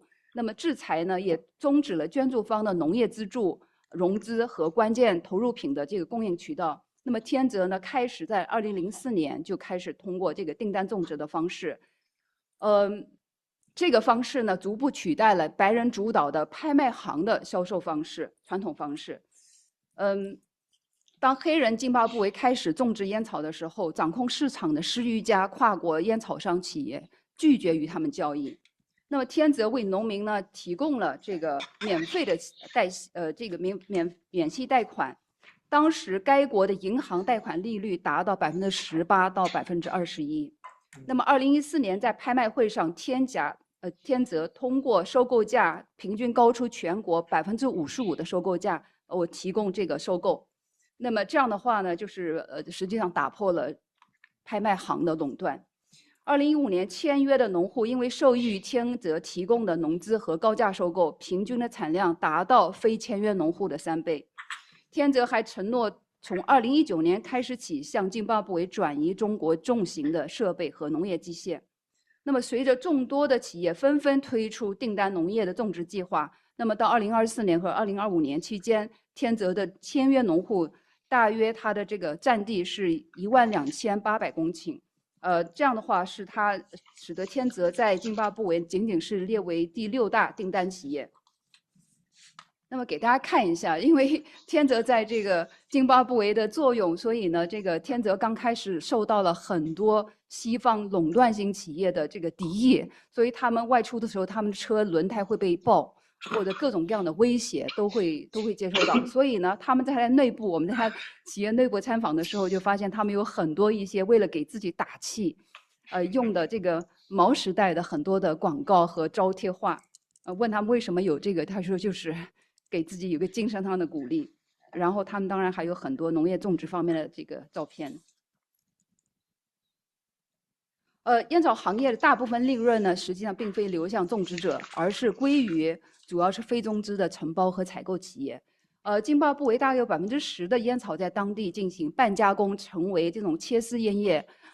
那么这个只有1%的烟草被制成香烟。那么1公斤没有经过处理的烟草仅仅价值3美元，但是1公斤的香烟售价却达60美元。所以呢，2025年津巴布韦官员向中国寻求切丝设备和卷烟厂的生产线，计划将加工率提升至30%，同时邀请中国烟草公司在津巴布韦设立卷烟厂。天泽公司在2023年直接收购农民的烟叶占比大概22%，而且同时天泽也从其他企业开始收购，合计收购量占总产量的25%。然而，由于天泽公司作为促进白人烟草收购公司，重新考虑其原先反对对黑人这个农民签约的立场，所以呢，天泽在无论是通过这种订单农业也好，或者收购方也好，天泽的确改变了整个行业的这个格局。那么，天泽公司85%的签约农户和其99%的员工都是津巴布韦黑人。那么，该公司目前的贷款利率呢，仅仅是4%，而其他公司如果是贷款的话，他们收取12%到13%的利率。天泽仍然按照成本价出售它的投入品，也就是农资。多数企业却是高价这个售出。2025年，津巴布韦的烟草业产量达到3.55亿公斤，比1998年增长了80%。可以说，津巴布韦几乎已经完全恢复了它的烟草这个种植和销售。这表明，在中国努力下，制裁对津巴布韦的农业核心产区的冲击已经得到极大缓解。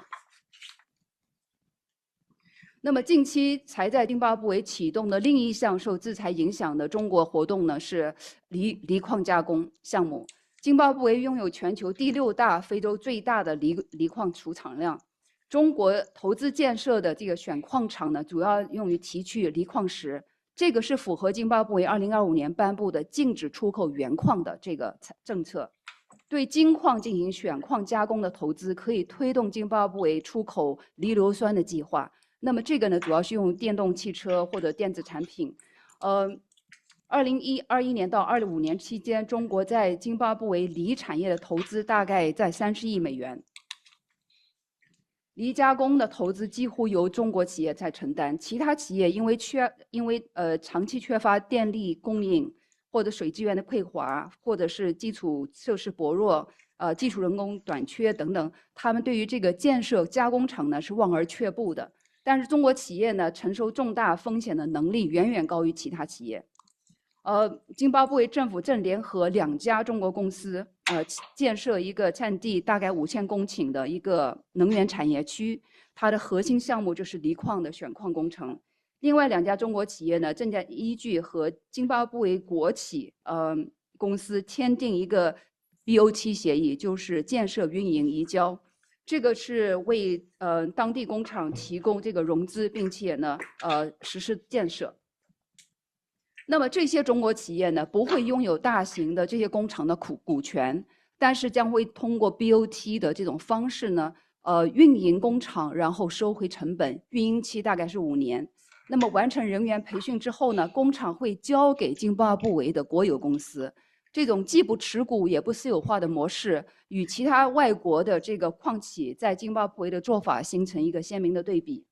钢铁生产呢，已经成为我现在讲钢铁生产了。钢铁生产已经成为中国在津巴布韦最具有标志性的工业化投资项目。那么中资公司鼎鑫钢业，钢铁计划，在实现年产量500吨的粗钢和这个钢制品的一个目标。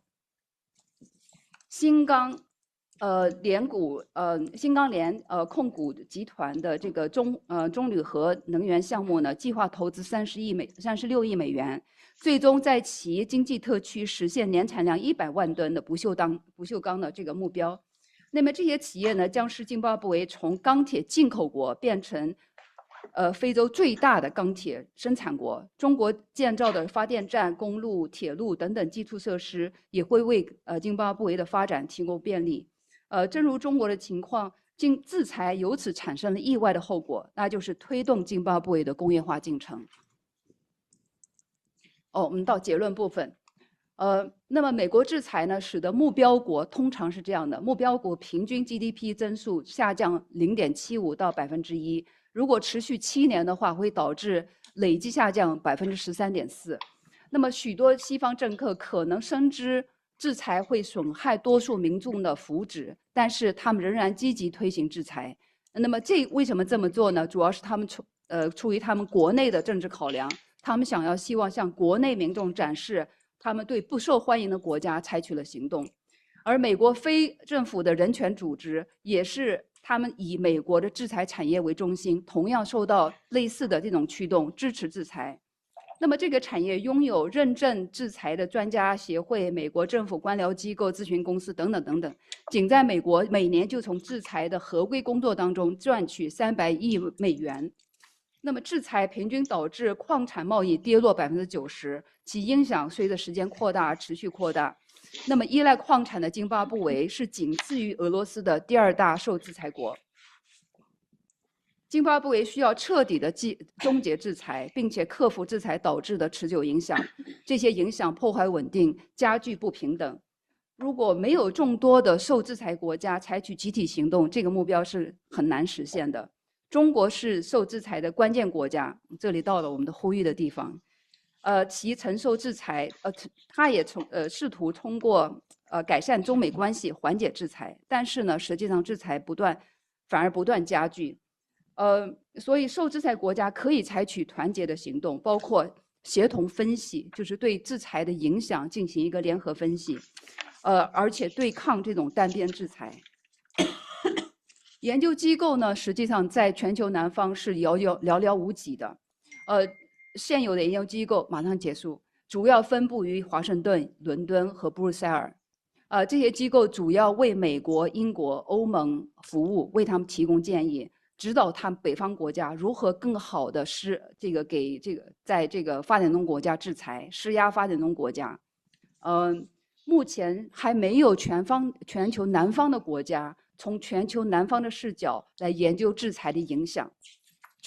就是全球有众多的大学，特别是金砖国家，它有许多的高校，那么因此可以联合起来，建立这样的中心。实际上香港也应该可以建立这样的中心，因为香港仍然也受美国制裁。从全球南方的视角举办制裁的影响和反制裁的研讨会，或许可以提供推动建立网络性的这个研究机构。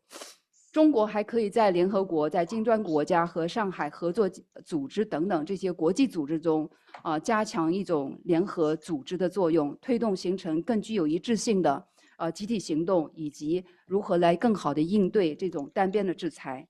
所以在此呢，我们也进行一个呼吁，如果有学者有兴趣在这方面共同努力的话，我觉得大家是可以联合起来的。好的，谢谢大家。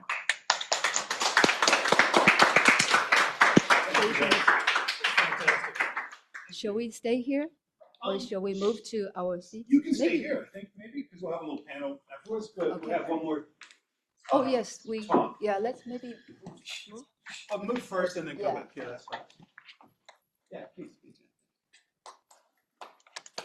Great job. All right. Oh, there's.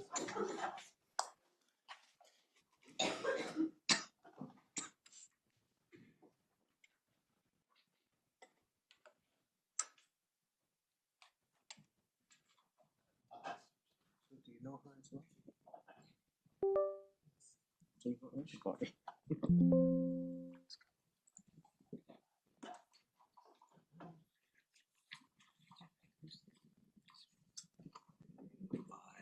My bachelor's dissertation. So I got in touch with her 10 years ago. Oh, I see. Yeah. What about? Is there like a network of scholars that So basically, staking up this development from the behind the CHAGS. This was CHAGS finance group. It's used from all sorts of stuff. Okay.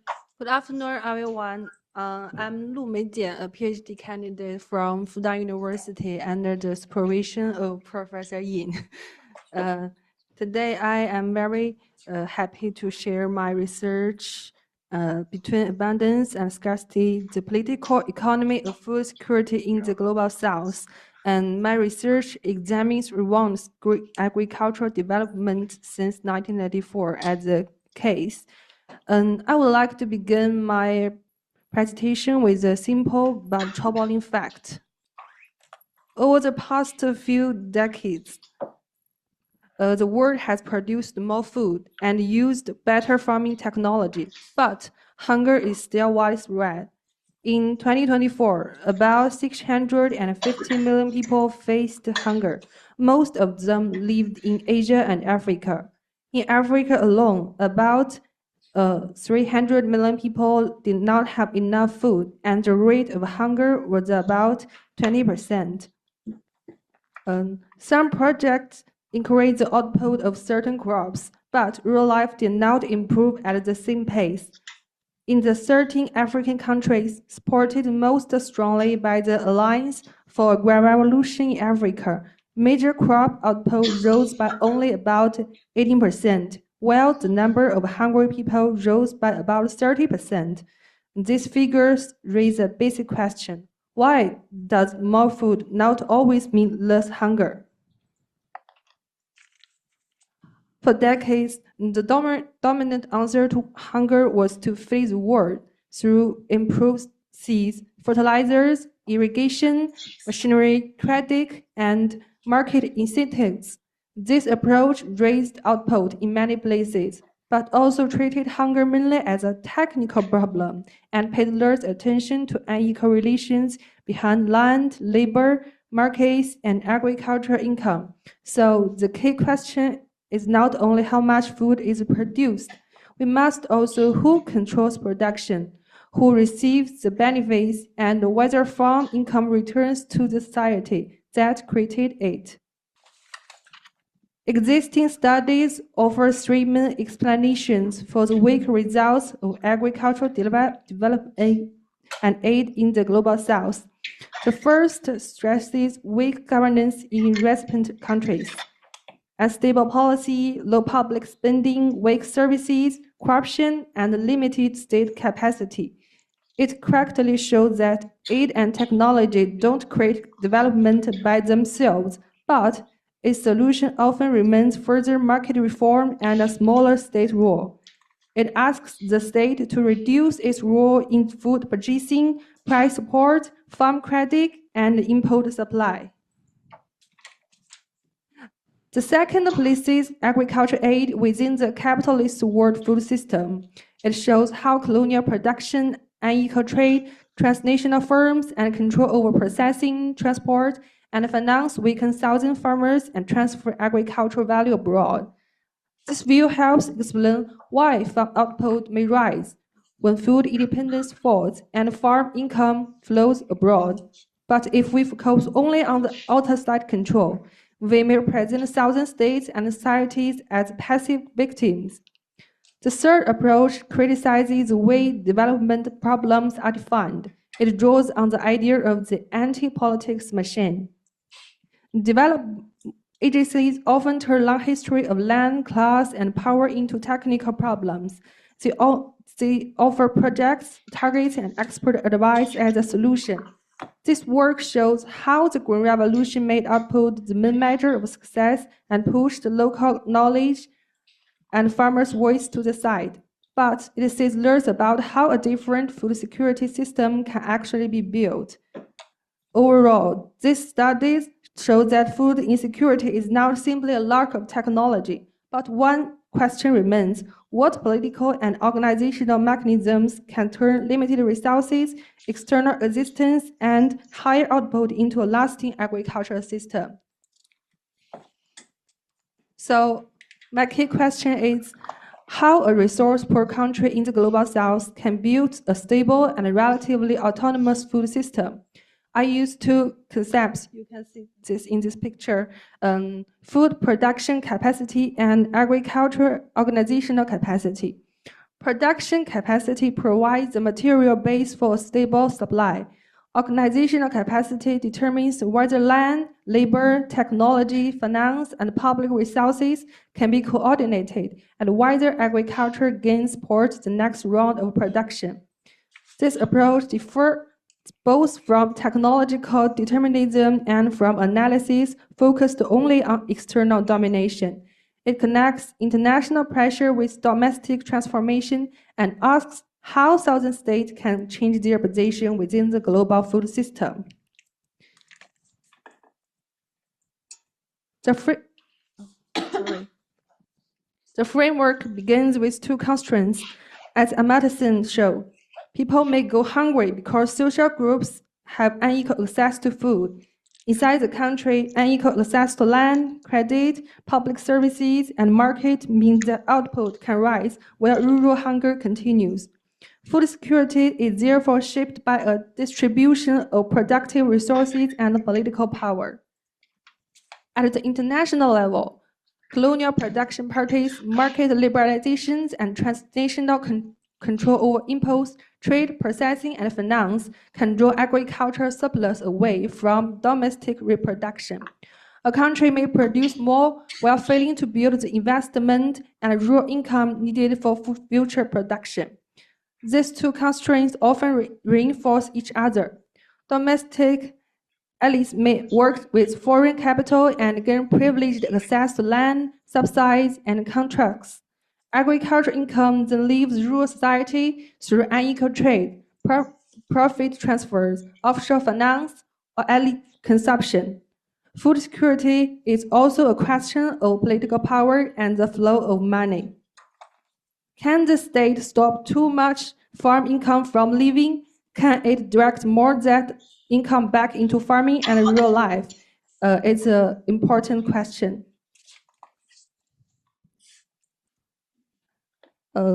This is my analysis framework for a paper and food production capacity. In this paper, you can see food production capacity means more than today's output. It includes current production and the ability to produce more in the future and the mix of crops being grown. It depends on land, soil, water, seeds, fertilizers, machines, storage, roads, and so on, especially the farmer skills. A country may raise output for a short time by using more land or buying more inputs from abroad, but lasting production capacity needs long-term investment in irrigation, soil protection, rural roads, farm research, health, and education.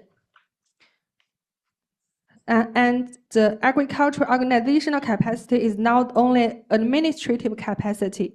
It begins with a political leadership. A ruling party can define food security as a long-term nation goal, connect the state with rural society, and coordinate interests that markets alone cannot reconcile. The government institutions then turn this direction into policy. They protect land rights, organize smart producers, coordinate public agencies, regulate markets, provide public services, and get domestic and external resources. Grassroots organizations and cooperatives bring this goal into everyday production. They allow farmers to act collectively, share risks and gains, and enter markets without losing control over their work. Organizational capacity therefore links party leadership, government implementation, social participation, and results mobilization. It also determines whether agricultural surplus remains in the country and supports the next round of production. The two capacities should work together. Without land, finance, and technology, organizations becomes empty talk. Without organization, elites may take the benefits of technology and finance. Large firms may control them. Market shocks and money leaving the country may also weaken their effect.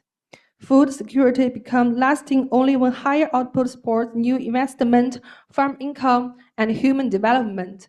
These gains must then support the next round of farming.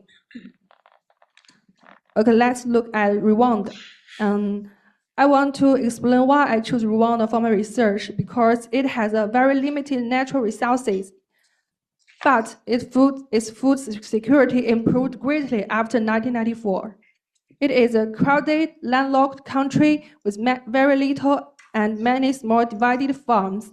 About 2/3 of the population depends on agriculture, and small farmers create most of the sector's value. The 1994 genocide destroyed not only lives and property, but also the social system needed for farming. A lot of farmers were killed, forced to move, or driving abroad. Fields were left empty. Animals and public facilities were destroyed. Government offices collapsed. And the trust inside rural community was also broken. Before 1994, Rwanda's economy was shaped by colonial rule. As ranking, forced labor, and elite control of wealth. Especially, coffee brought in most export income, but the money mainly supported city consumption and political allies, rather than food farming and rural development. In the late 1980s, falling coffee prices, population pressure, land shortage, and free market reforms spanned the crisis. But by 1994, cereal output had fallen to about 130 tons, and the food system was close to collapse. By 2024, cereal production had reached about 975 tons. This was more than 7 times the 1994 level. 83% of households were food secure. Severe food insecurity has fallen to 1%. This status from the Rwanda's government. Child starting also fell from about 48% in 1992 to 30% in 2024. Rwanda therefore helps us know how production capacity can be rebuilt when land, money, and natural resources are all limited. It's important that the recovery of Rwanda's food system didn't begin with agricultural technology alone. It began with the reconstruction of political organization. After 1994, the Rwanda Patriotic Front, as RPF, became the central force in rebuilding the state, restoring social order, and defining the direction of development. The RPF presented nation unity, reconstruction, and economic transformation as shared political goals. It also treated food, health, education, and a decent life as a basic responsibility of the state. This mission-oriented approach gave agriculture policy a long-term direction that went beyond short election cycles and short-term market returns. The party's role was also organizational. The RPF built a network that extended from the national leadership to province, districts, sectors, cells, and villages. This network connected the party, the government, and the local society. It helped identify local needs, transmit national priorities, mobile farmers, and coordinate officials, enterprises, and communities. Through planning, performance contracts, supervision, and the work of grassroots members, broad goals were translated into concrete tasks in land improvement, cooperative production, infrastructure, social protection, and food security. The party didn't replace the government or farmers. Its central role was to provide production, organizational discipline, and links between state institutions and rural society. And how to raise the food security in Rwanda? We can see the 4 mechanisms. The first is land rights and intensive production. It's a little complex. You can see this in this picture. The first mechanism was a change in land relations. After genocide, Rwanda did not simply turn land into private property.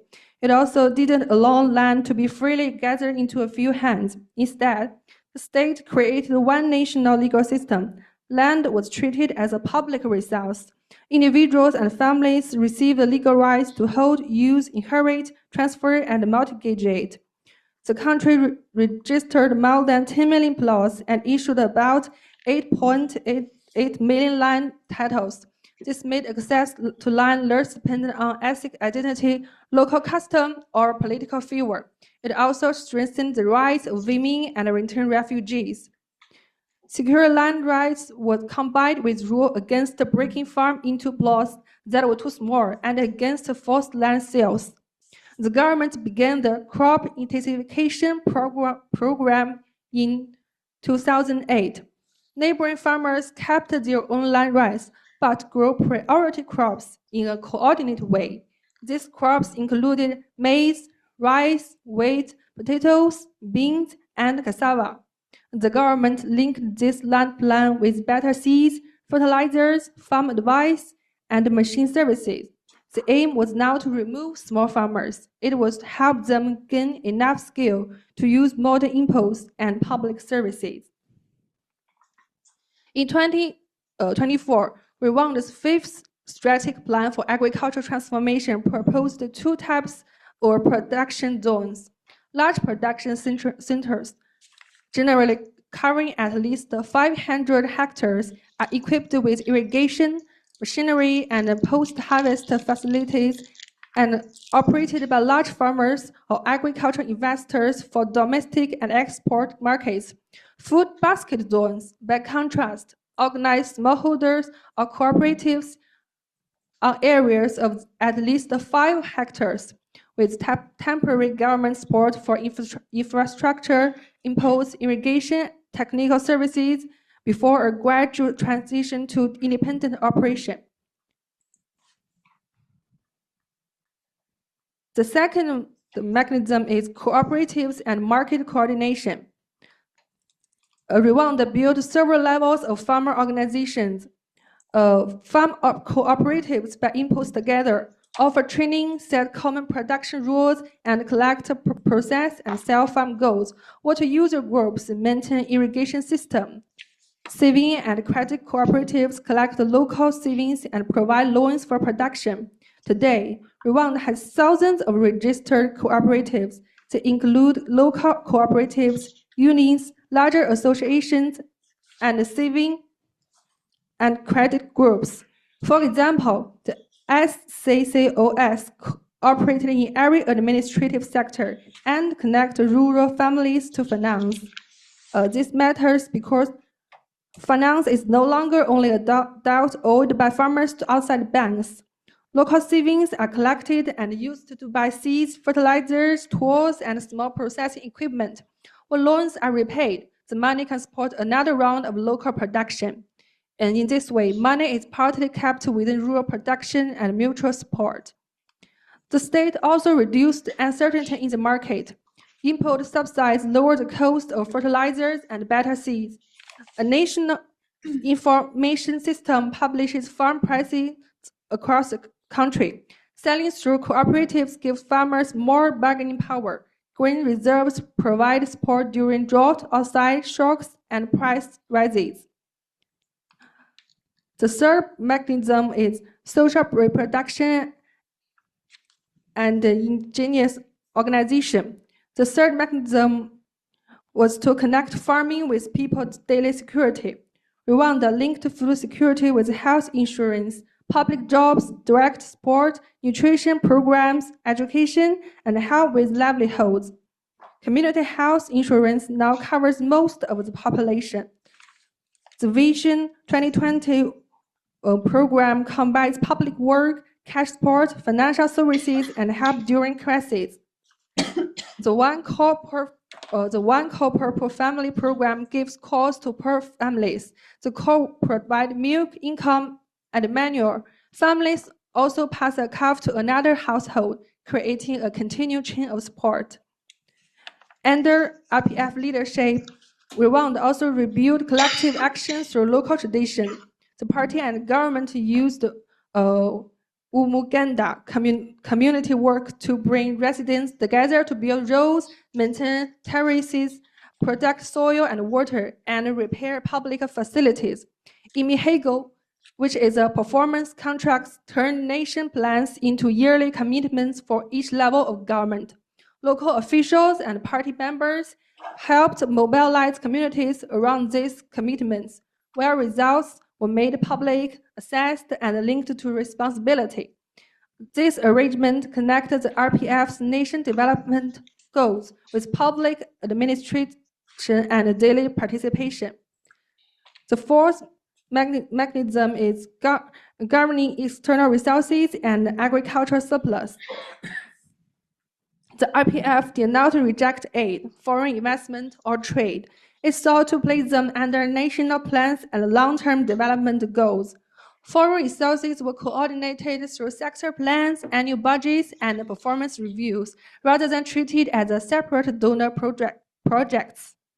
Foreign capital was encouraged in irrigation equipment, machinery, storage, logistics, and food processing, while the state retained control over land use. Seeds, taxation, foreign exchange, and profit transfer. The aim was selective openness. External capital could fill product gaps, but should not control strategic assets or agricultural income. Of course, domestic mobilization was equally important. Rwanda increased the tax revenue, supported local savings, and invested in infrastructure. Party-linked companies also entered food processing and distribution, where private investors were reluctant to make long-term commitments. Intra-party discipline and anti-corruption rules aimed to prevent public resources from becoming private wealth. Agriculture fixed investment rose from about $30 million in 1995 to $271 million in 2023. The central issue was whether domestic and external resources could be directed towards nation agricultural reproduction. Through these efforts, the combined results can be seen in several areas. First is growth in food production capacity.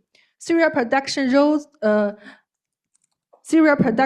more than sevenfold between 1994 and 2024. Cereal yields increased, irrigation expanded, fertilizer use rose, and stable crops remained central to farming.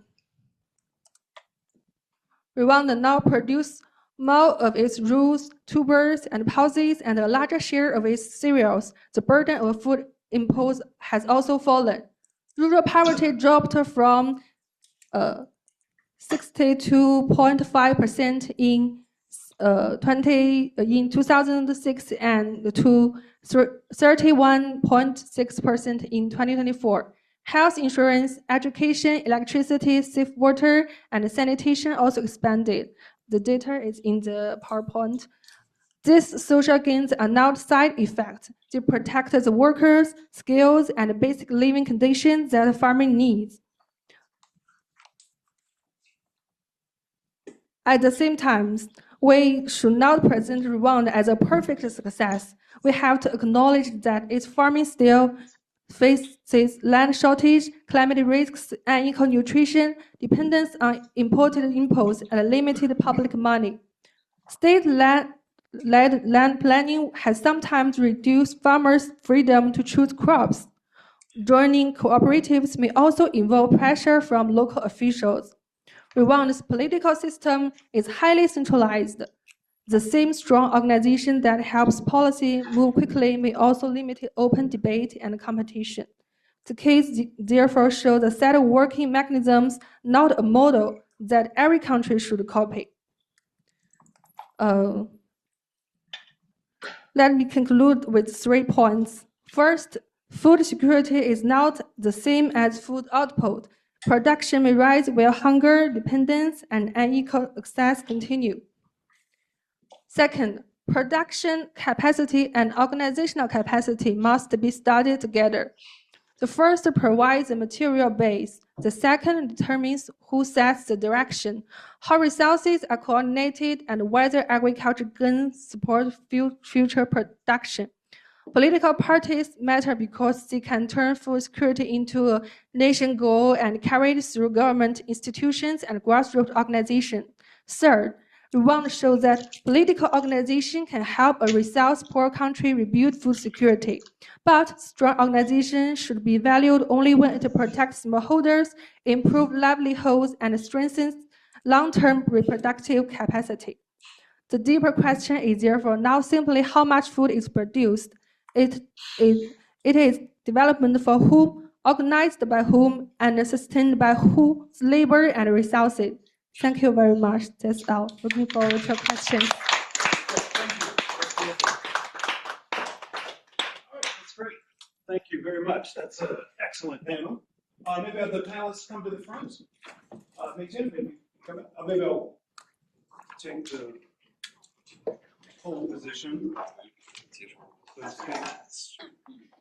case there's anyone coming in from online. Yeah, thank you. We do have some time. We're schedule's off the whip.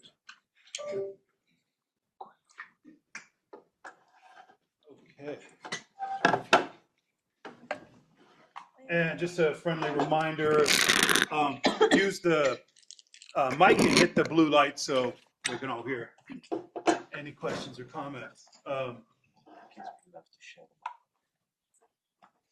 Very interesting panel together too. I think actually in many ways the papers do kind of come together.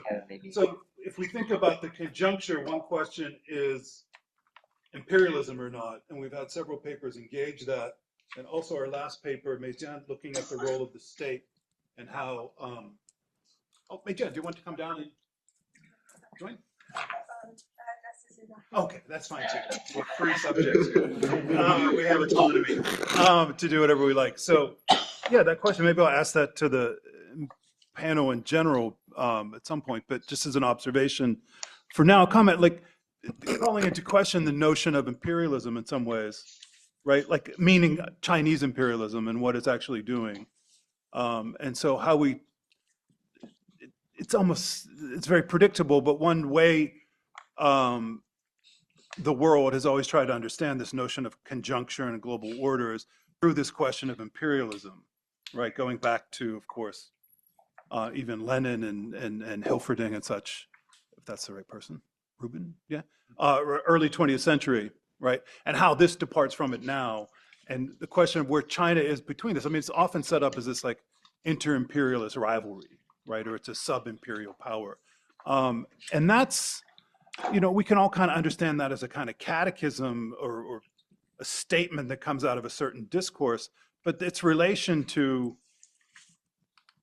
reality or empirical reality, this question of China and Africa, is going to be much more complex. So I really appreciate the panel not because it's resolved this period or something like that, but throwing different light on that. The question of what it's doing in Zimbabwe is very interesting, right? And the last paper too, the question of like, Rwanda's state and state capacity, how it's doing things is departing from neoliberal doxa as well. So that's just a comment.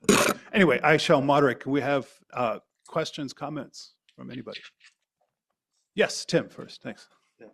Thanks very much. Really interesting papers. I hope this microphone works well enough for the online. I think so. Light will be fine. Yeah, so I had two questions. One for Professor Zhiguang, if he's still online. So, really, I think this goes to Dan's point about interpretation. So, really, would like you to discuss a bit more the interpretation of the concept of global South, because I think this phrase has been used much more prominently over a relatively recent period. But yet you sort of go back to the G77, which has got like a 50 or 60 year history to it. So there are other institutions, maybe non-aligned movements and so on, which can also be linked to the concept of the global South. So I wondered if you could just talk a bit more about how you interpret global South and how different interpretations of global South might affect your understanding of what's going on. And then my second question is probably for Professor Yan Hairong, but Barry may also want to answer. And actually, I think it goes to Dan's question about imperialism as well. So to what extent do you see the various Chinese corporate initiatives that you've described, tobacco, steel, lithium, and so on, as being coordinated consciously by the Chinese state? Or are they more of a sort of accidental consequence of things that Chinese corporations have spotted, economic opportunity and so on? So I suppose it's top down or bottom up, which is a fairly typical question, I think, in the study of China overseas. So thank you.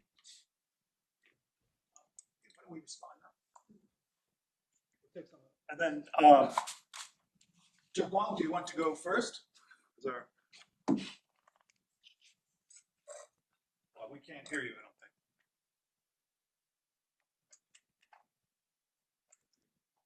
Muted.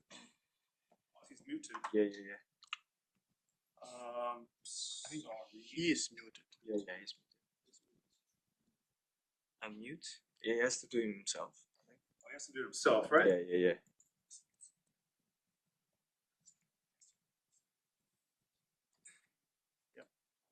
Zhiguang, if you can hear me, can you unmute yourself?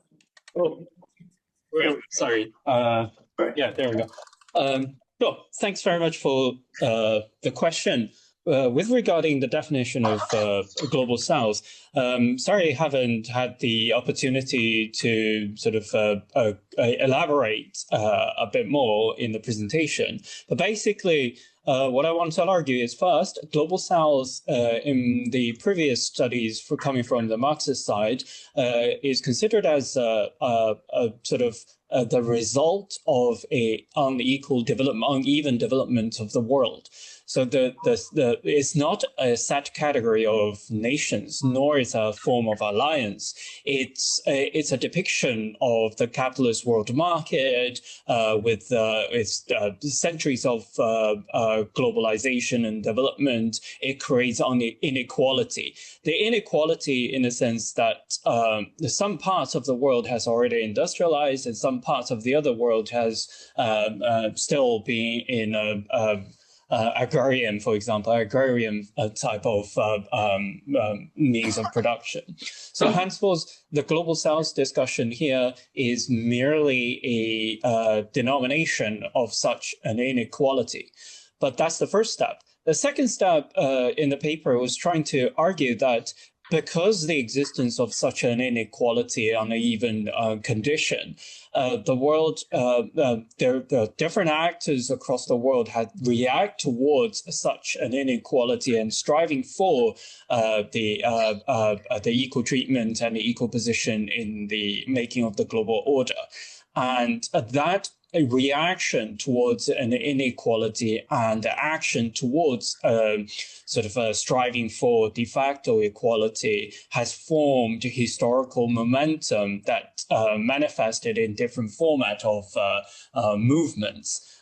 For example, the early 20th century, the Pan-Africanist movement, and then mid-20th century, we've seen the movement called the Bandung, and then the 60s, Afro-Asian solidarity and non-alliance. And also over the years, we could see that these movements started off with a national independence movement calling for self-determination and so on and so forth. But particularly after the forming of the United Nations in 1945, these movements have converged into sort of order-making actions. They're demanding not merely just for individual nations' independence, but also requesting for a fairer global order. And these actions then transformed into norm-making, law-making actions, such as in Bandung platform, the final communique in the format of manifesto and resolutions, and also on the UN platform, the G77, and later in the 70s, you can see the new international economic order. And then nowadays, you can see all those sort of historical momentum converged into today's Global South movement. And the Global South movement have really been conducting on two fronts as well. One is on the UN platform that continues to call for a much fairer and de facto equality among all the states. But also outside the UN platform, you have institution building, multilateral institution building initiatives, as well as solidarity and cooperation initiative trying to improve the national economy through diversification of foreign investment and through regional cooperation. So the Global South, in this sense, is not shouldn't be understood as a set category of nations, nor as a form of alliance. The Global South, again, as we want to argue, is a historical movement that has agenda setting and a norm building aspirations.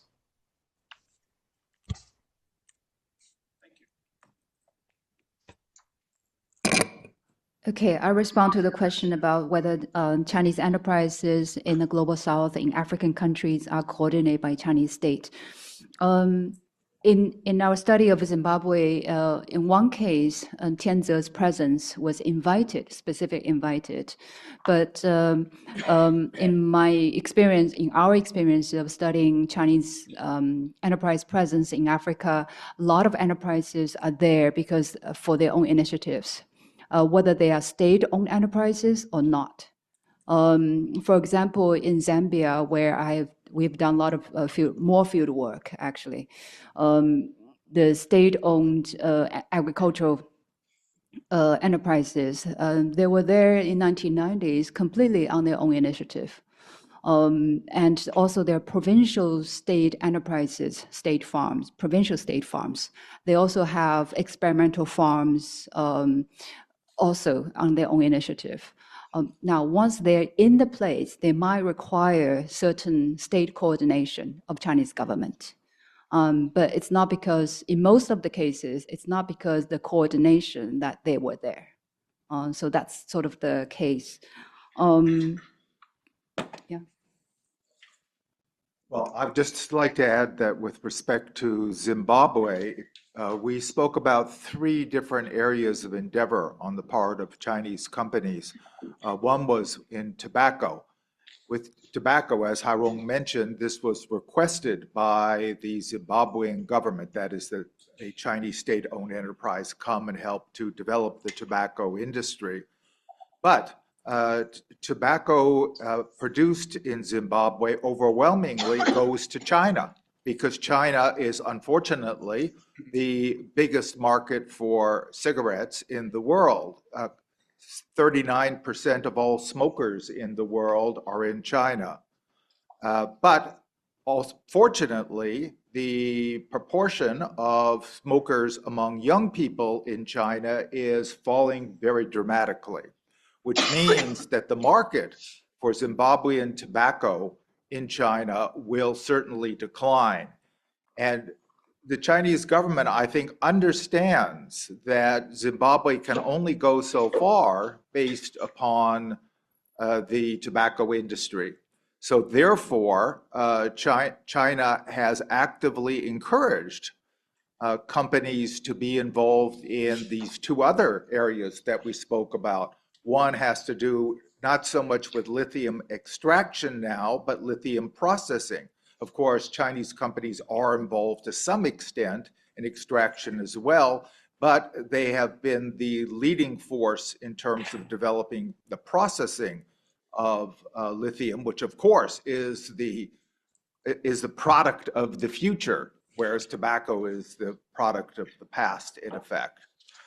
So China very much understands that this process has to go forward, and the development of the third aspect, steel, is an aspect of the overall use of Zimbabwe's natural resources in a more advanced way, because steel in Africa was formerly overwhelmingly done in South Africa. But the South African steel industry has gone into sharp decline. Africa needs to have native produced steel, and now it will be produced mainly in Zimbabwe. And that has been, again, an initiative that has been encouraged by the Chinese government. The steel producers from China are both state-owned enterprises and private enterprises.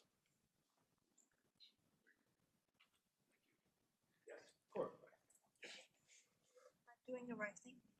The blue light's on you. Testing. Yeah.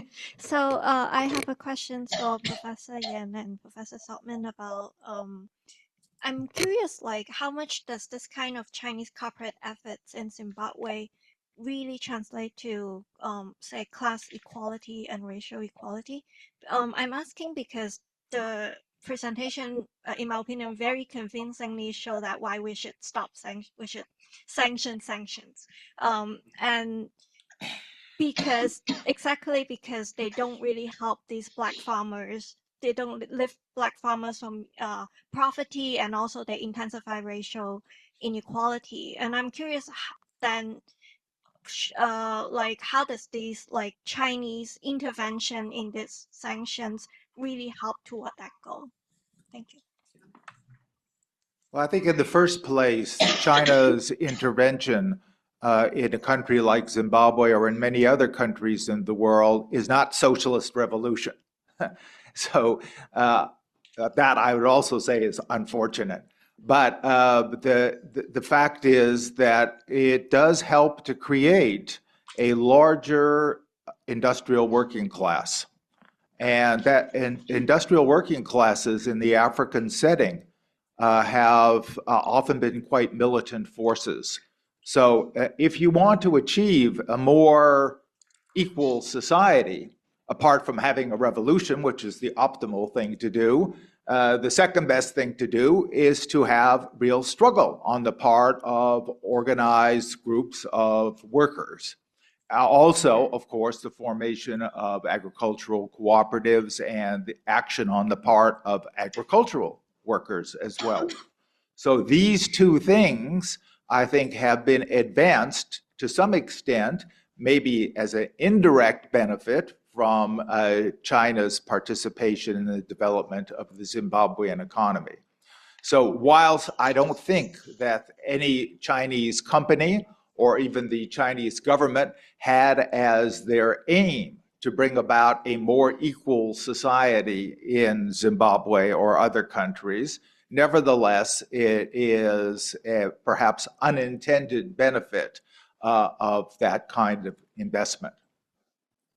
Maybe I'll just add a little bit. I think the presence of Chinese effort in terms of the anti-sanctions actually helps to some extent with equalizing racial, if we could use the word racial, because I don't, the sort of racial inequality, to reduce it. Because as you can see, previously, most of the fertile land in Zimbabwe has been held by white people.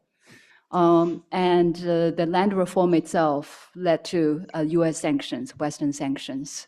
So in a way to rebalance and redevelop tobacco industry and helps with the production of tobacco to some extent also help with racial equality, I guess.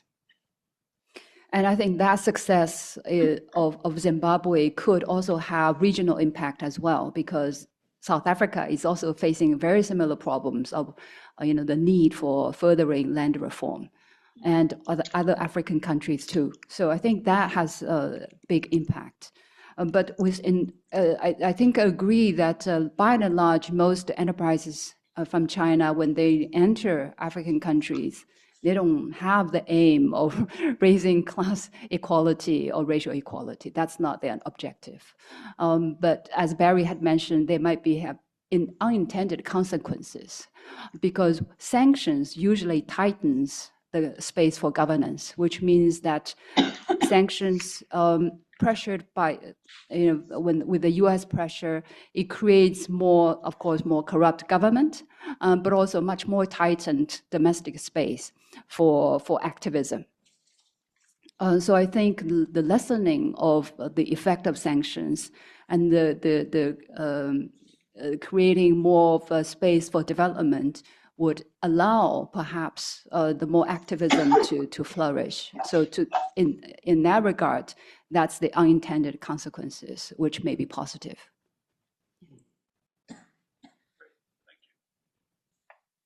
Yes, question. Talking about sanctions and probably more generally about Global South, what do you see are the effectiveness of the renminbi internationalization trajectory along this? And I don't know whether in your study whether you have studied the implications or whether the Chinese government has, like, say, deliberate policy to further the use of renminbi. Because if you look at the data, it seems that the usage of renminbi so far is still pretty low, probably 2 or 3% according to SWIFT data. But if with Global South and with this increasing trend of sanctions, do you expect to see more use of renminbi?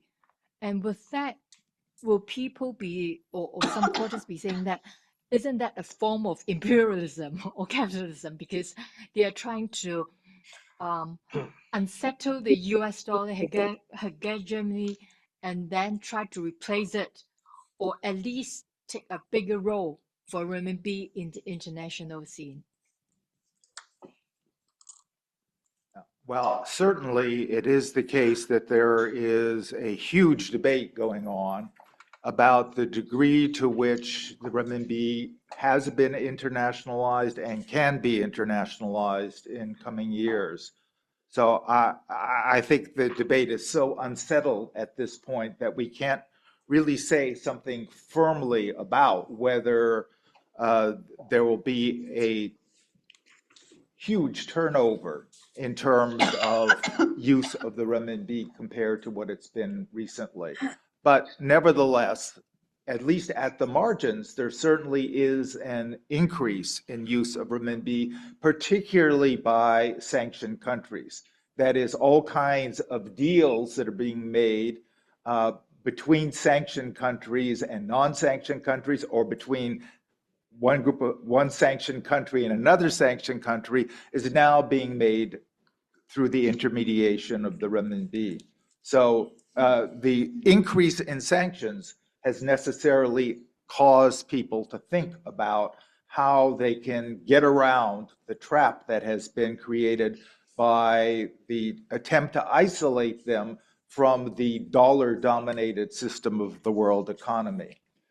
And that is slowly, at least, going forward. But I would say it's been given a huge impetus by what has been done against Iran.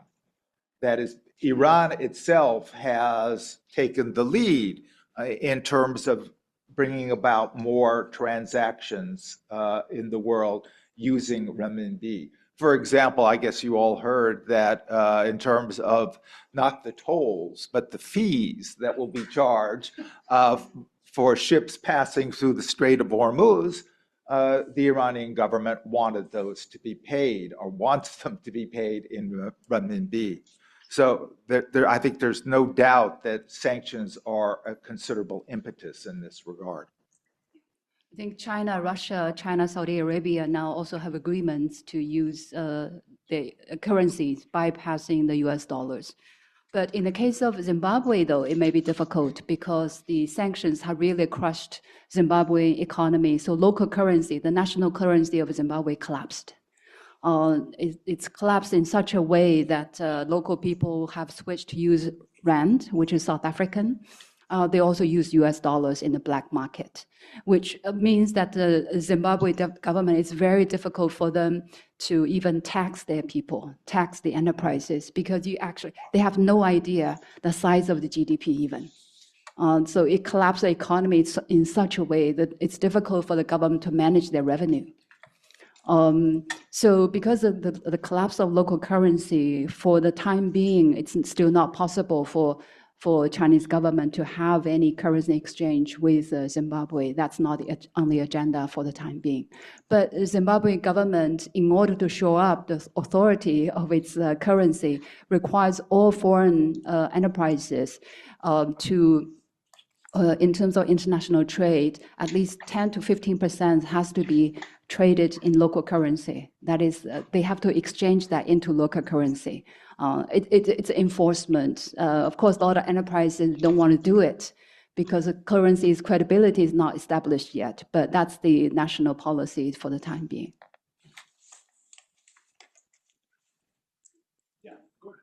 Hi.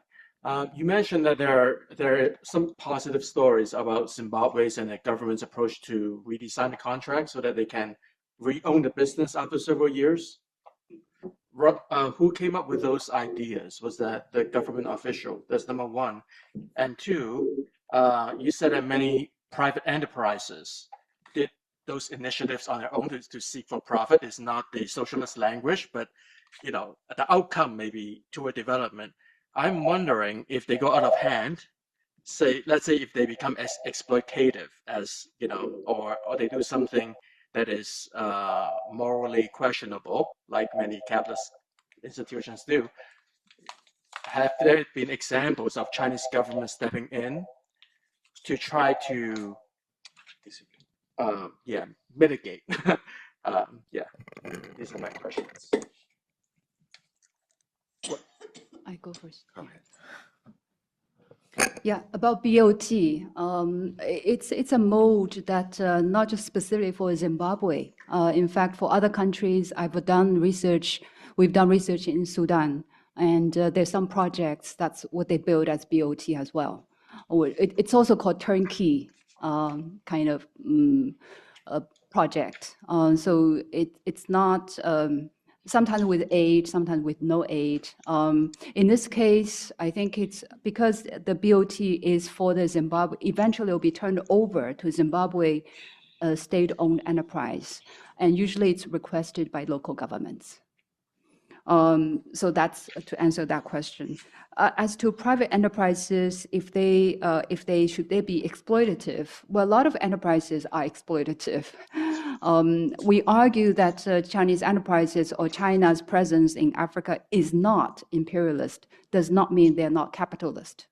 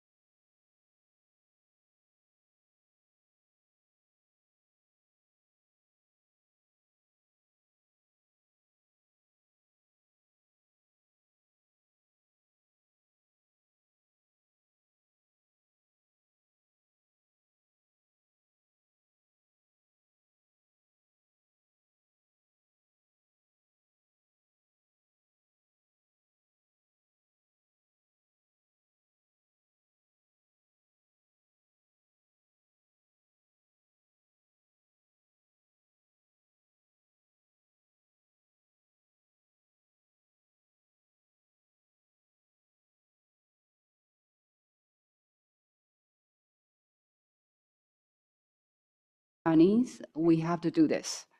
Yeah, so that's the one way they deal with the case. Yeah. I'll just add something very short about this, and that is that China has a policy that if you do something wrong overseas, it is not just the host country that should punish you.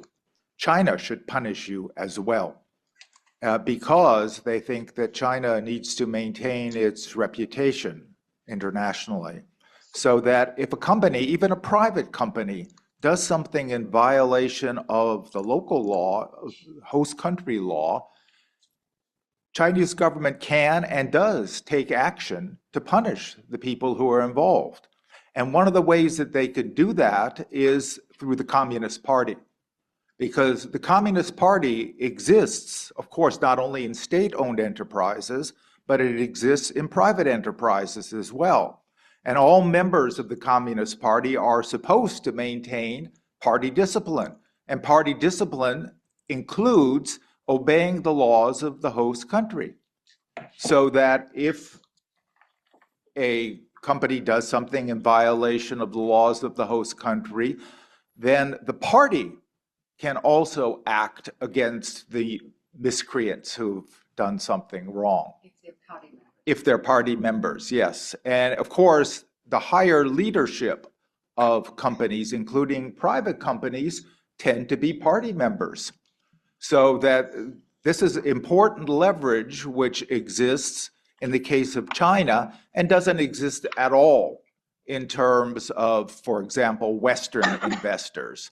The US government or the British government is not going to punish somebody for doing something wrong overseas if it didn't violate US or British law. They don't really care. They say it's up to the host country then to act against them. But that's not the case with China. Great. Trying to be conscious of our dinner reservation down the street on the campus here. But I think we have time for at least one more question. Yes, please. Oh, and Peter after. Yeah, please go ahead. Yeah. Okay. Yeah. Actually, I have a question for Professor Yin. And yeah, we've noticed that there has been a growing interest in Global South within China's academia, and especially since 2023. And maybe we can refer this as Global South favor, kind of like that. And I've also noticed that Professor Yin has published several papers and books on Global South. And my questions are, what accounts for the like the favor of Global South in China's academia, especially with 2023 as a turning point? And second, how will this favor will reshape the research on global IR and also maybe across the worldwide? And thank you. That's it. Hi, thanks for the question. I'm going to be slightly cynical about this. The IR discipline is a very unique discipline that only starts to move on the notion of the Global South when Chinese government formally used that term in the state statements. However, the attention towards the Global South among Chinese academics are not it didn't start from 2023. It started much early on, just not in the IR discipline. So in a way, retroactively, kind of proves the point that IR, as many of the European scholars has already criticized, IR has been quite a American social science, which means IR as a discipline, particularly after 1980s, has been a field of study that predominantly dominated by the American ontology that tries to justify the American approach towards the world ordering.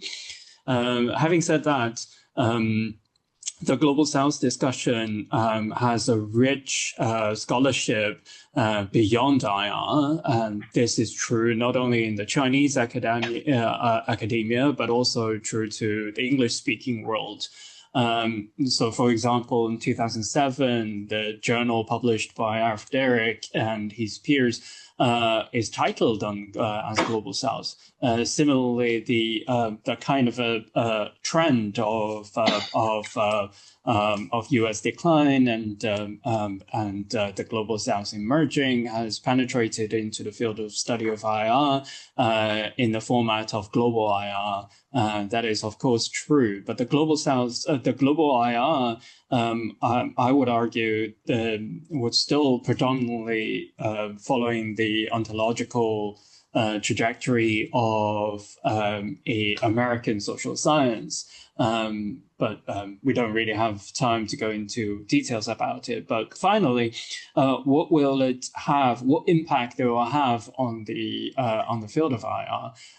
I think as I said, the field of IR is reactionary. It's slow to the action itself, which means the shifting sort of a world order would generate new problems for the IR scholars. If the IR scholar couldn't keep up with responding towards the ever-changing world order, then the IR scholar would be rendered obsolete.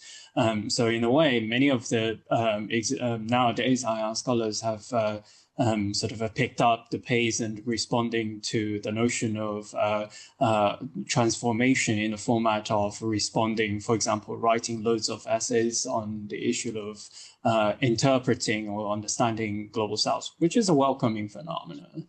And I'm pretty sure that we will come to the consensus that it is impossible to understand Global South by still remaining in a domain of American social science. It requires us to embrace a whole new set of ontological transformation so that we could truly understand what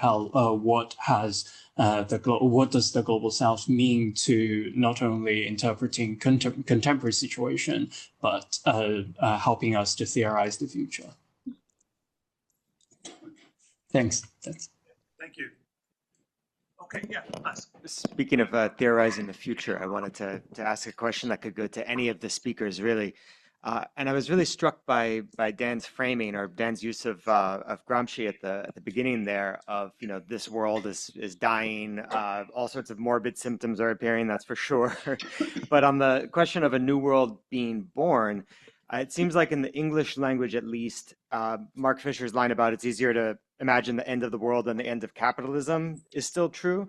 So I'm very curious if in Chinese language scholarship or thinking there's more development of the outlines of that new world, and more specifically if any of the speakers have noted planning or central planning with modern technology being an idea that's developed as something that could be at the core of that new world.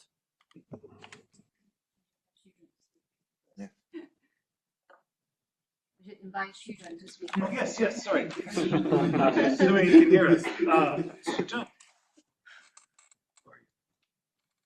I don't know if you can hear us. There you are. Oh, thanks. Hi, thanks for the question. I think it's actually I would like to hear the opinion from Barry and Hairong first before I reflect on such questions. Thank you. Back on the spot.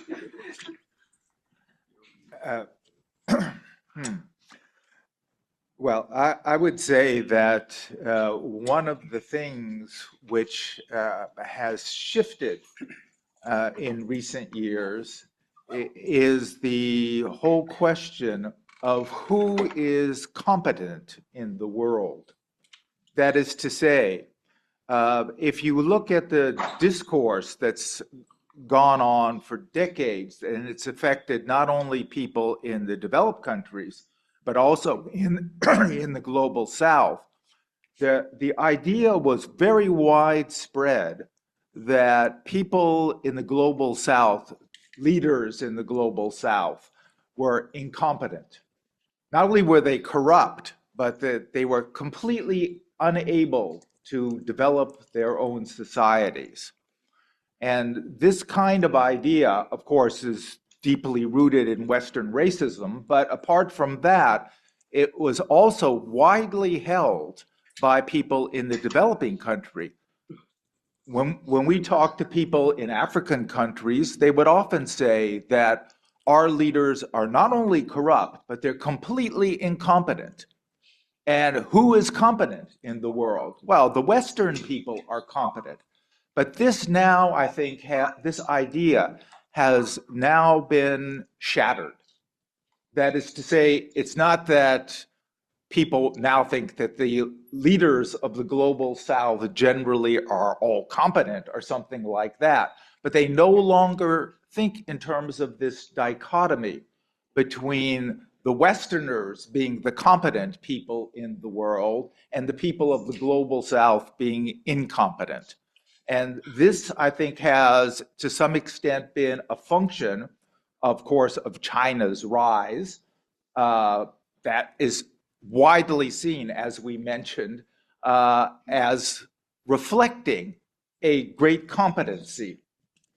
Of course, the analysis of it being something that is a result of great competency is fairly shallow. It's in large measure a result of the lingering effects and the reinforced effects of the Chinese Revolution. But nevertheless, it certainly shows that a very important part of the global south has proved its competency. But the obverse of that is, of course, that the leaders of the Western world have proved their incompetency. That is to say, the US has fought one war after another with the greatest military machine that humanity has ever known, and has lost one war after another, showing its incompetency. The regimes in many Western countries are experiencing great crises, not only in the economic sense, but in the political and ideational sense. And that also is a result, in large measure, of their incompetencies. So this, I think, is a kind of fundamental basis for going beyond the way that people have thought for decades about the relationship of countries, of forces in the world. And it, I think, means that there is more of an opportunity for a breakthrough on the ideological level, on the level of people's worldviews, than has existed up until recently. Okay, I'll just say something very briefly. In 1980s and 1990s, there's a small joke being circulated in China, saying that, well, this is actually after the financial crisis. The joke is that in 1980, we used to say that only socialism can save China. And then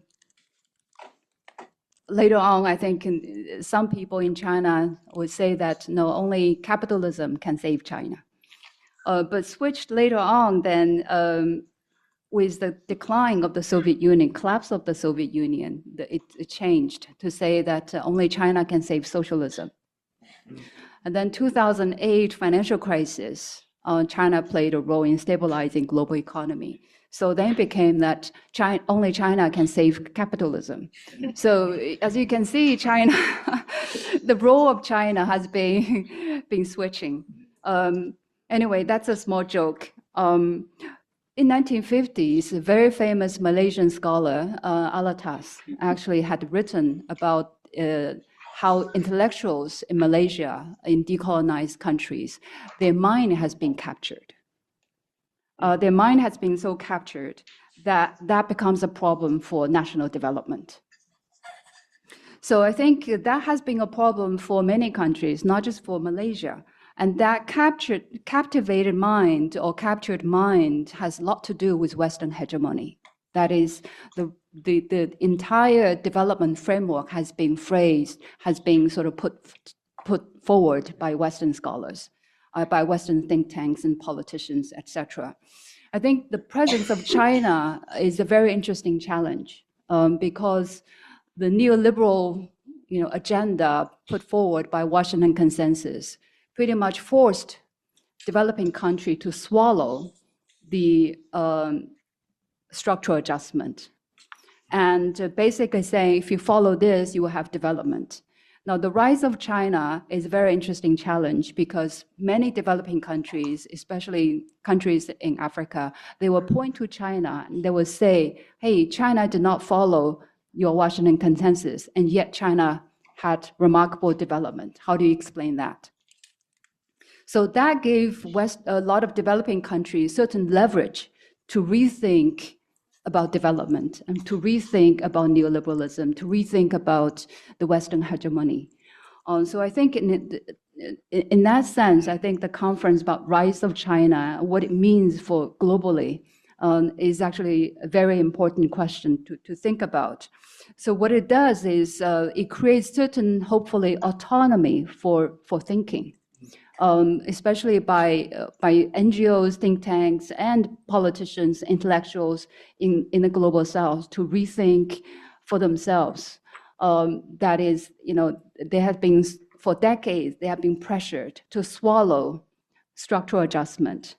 That has created a lot of social discontent.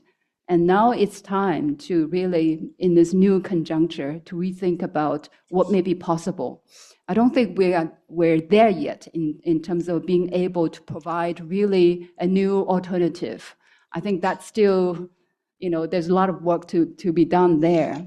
Yet I think with the new fracture, in the new conjuncture, and I think at least the space has been loosened up for rethinking.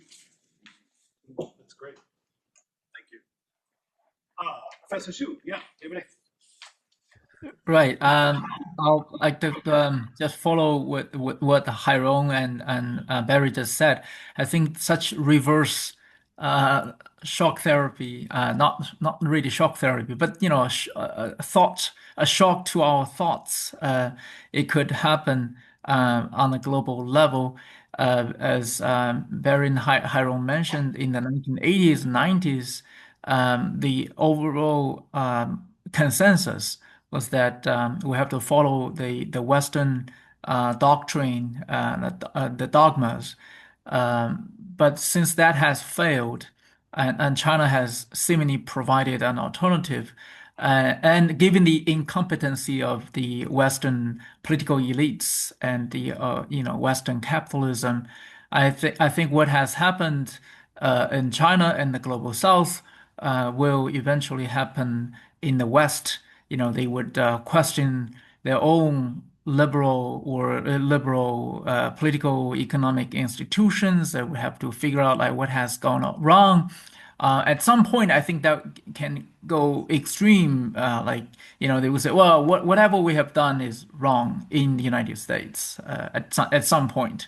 I don't think that's necessary, but some sort of a reflection on what has, because for a long time, people in the West take everything for granted. They think, well, this is what we earn, this is what we get. And the reason we have such high income compared to African or Latin American people is because we are more productive, we have better education, and at some point, and that bubble would have to collapse. And once that collapses, we can have real conversations about power, about imperialism, about the hundreds of years of oppression of the most of the people in the world.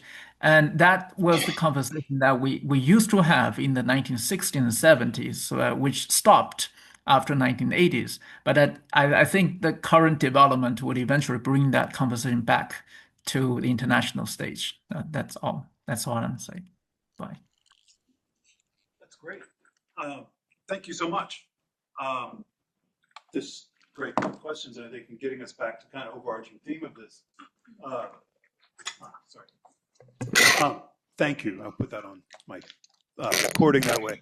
Really great exchange, and I think these were really nice questions connecting us back to the kind of overall theme here. And it's interesting we can have a kind of longer term perspective on this. If you go back and think, Hairong, from your example around the joke and things like that, and then we have to realize that it's not a simple either or question, and things are very much in process right now, and a lot of this stuff could be happening indirectly as well as directly. So that's really wonderful. Thank you all for a great afternoon and big start to this first day, really, of the conference. And hope to see our guests back tomorrow morning around 10, the next 2 days. And thank you all so much. Great. Thank you.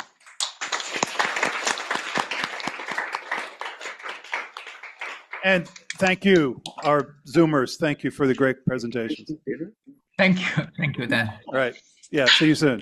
Great. Thank you. Bye. Enjoy your dinner. Thanks. Bye. Yes, you too, when you have one. You had a question you wanted to see? I always got wrong. I'll keep it for tomorrow.